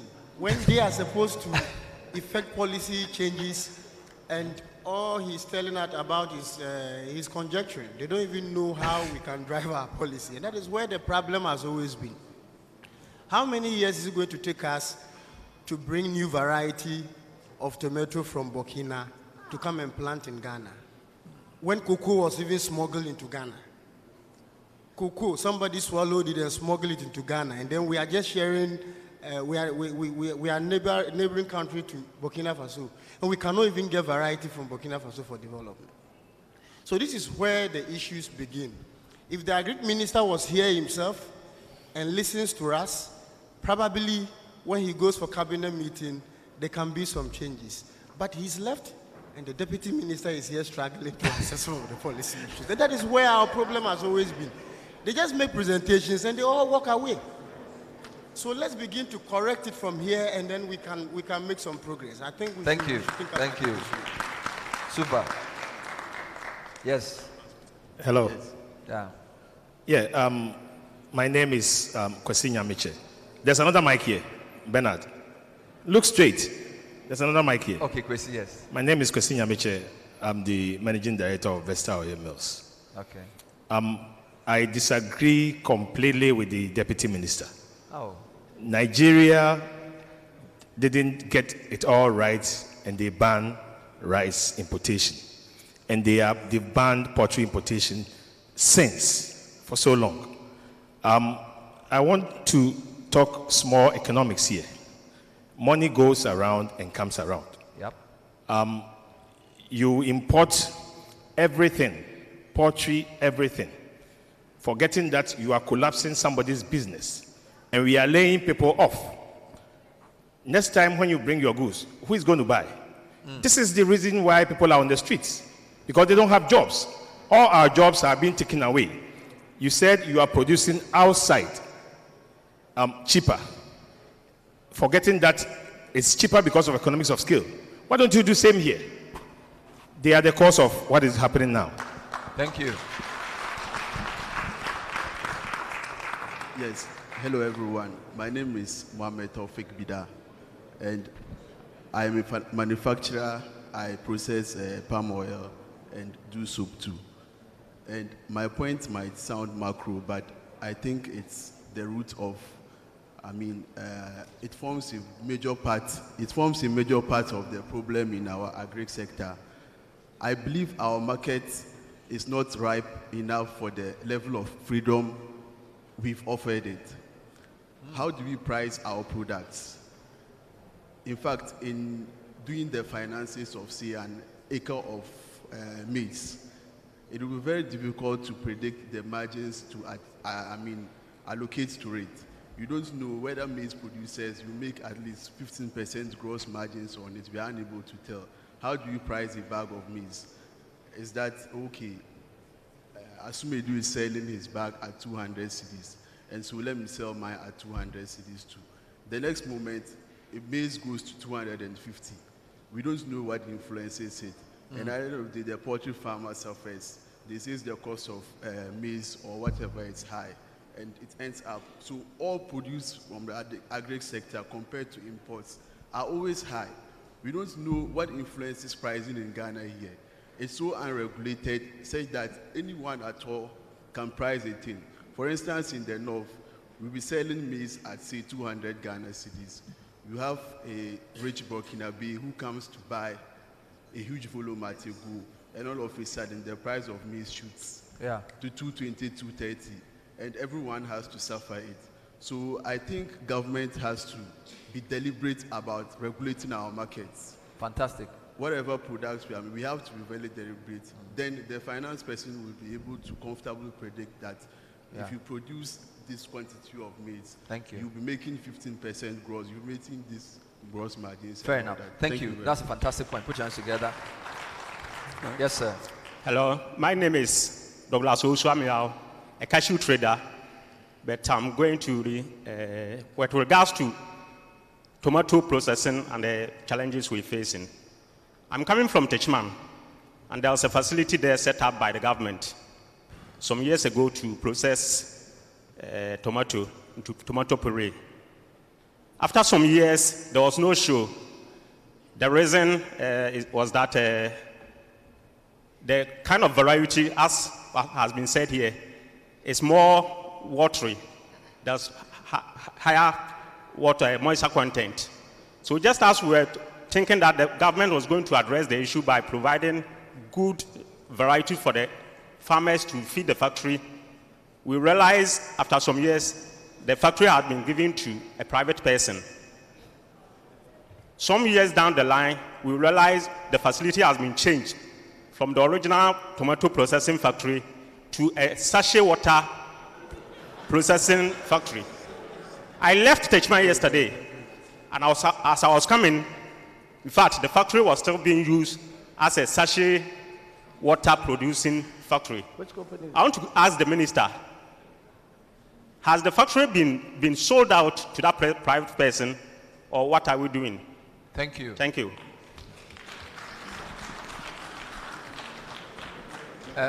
Thank you. Thank you. Right. Thank you. My name is Stephen Gansa. I'm head of agribusiness for Guinness Ghana Breweries. For what? Guinness Ghana. Guinness, fantastic. When you have such programs, it's interesting, but I always see it as more of a talk shop. We've made agriculture in Ghana seem like rocket science, where in fact, if you are passionate like those of us in agriculture, we know that it is something that can be done easily. What does it take to bring the stakeholders within the value chain together? Government may not even have to put in anything, but create the enabling environment for all the stakeholders, the players within the chain. If you take the right sector, if I am a farmer and I know that after producing there is a market, the input seller knows that there is a farmer who is going to buy it. If you bring all these players together, it makes the value chain work. But day in and day out, we pick and choose. We break the chain, and we still want to bring a solution. It won't work. So all that government needs to do is within every sector, identify the sectors, and then look at how are we going to get this to work. Every player within the chain has to work. And I use Guinness Ghana as an example. You might have heard of our local sourcing agenda. What have we done? We have been able to replace imported material, which is barley, that we used to import to produce Malta, Guinness, all the materials, with locally produced sorghum. For more than 6 years now, we've never imported barley. We've replaced it with what? Sorghum, which we source locally. It is because the business from the top has identified that this is the way forward.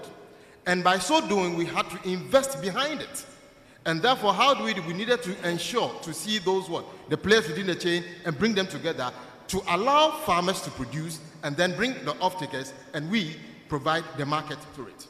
Wow. So please, as we sit, once, if you look at the poultry farmers, if you look at this, once you have all the players within the chain acting independently in silos, we will not have a solution to whatever we face in Ghana. And until agriculture succeeds, Ghana, our industrialization or whatever we are thinking of, will still be lagging behind. Because if I, as an individual, have not eaten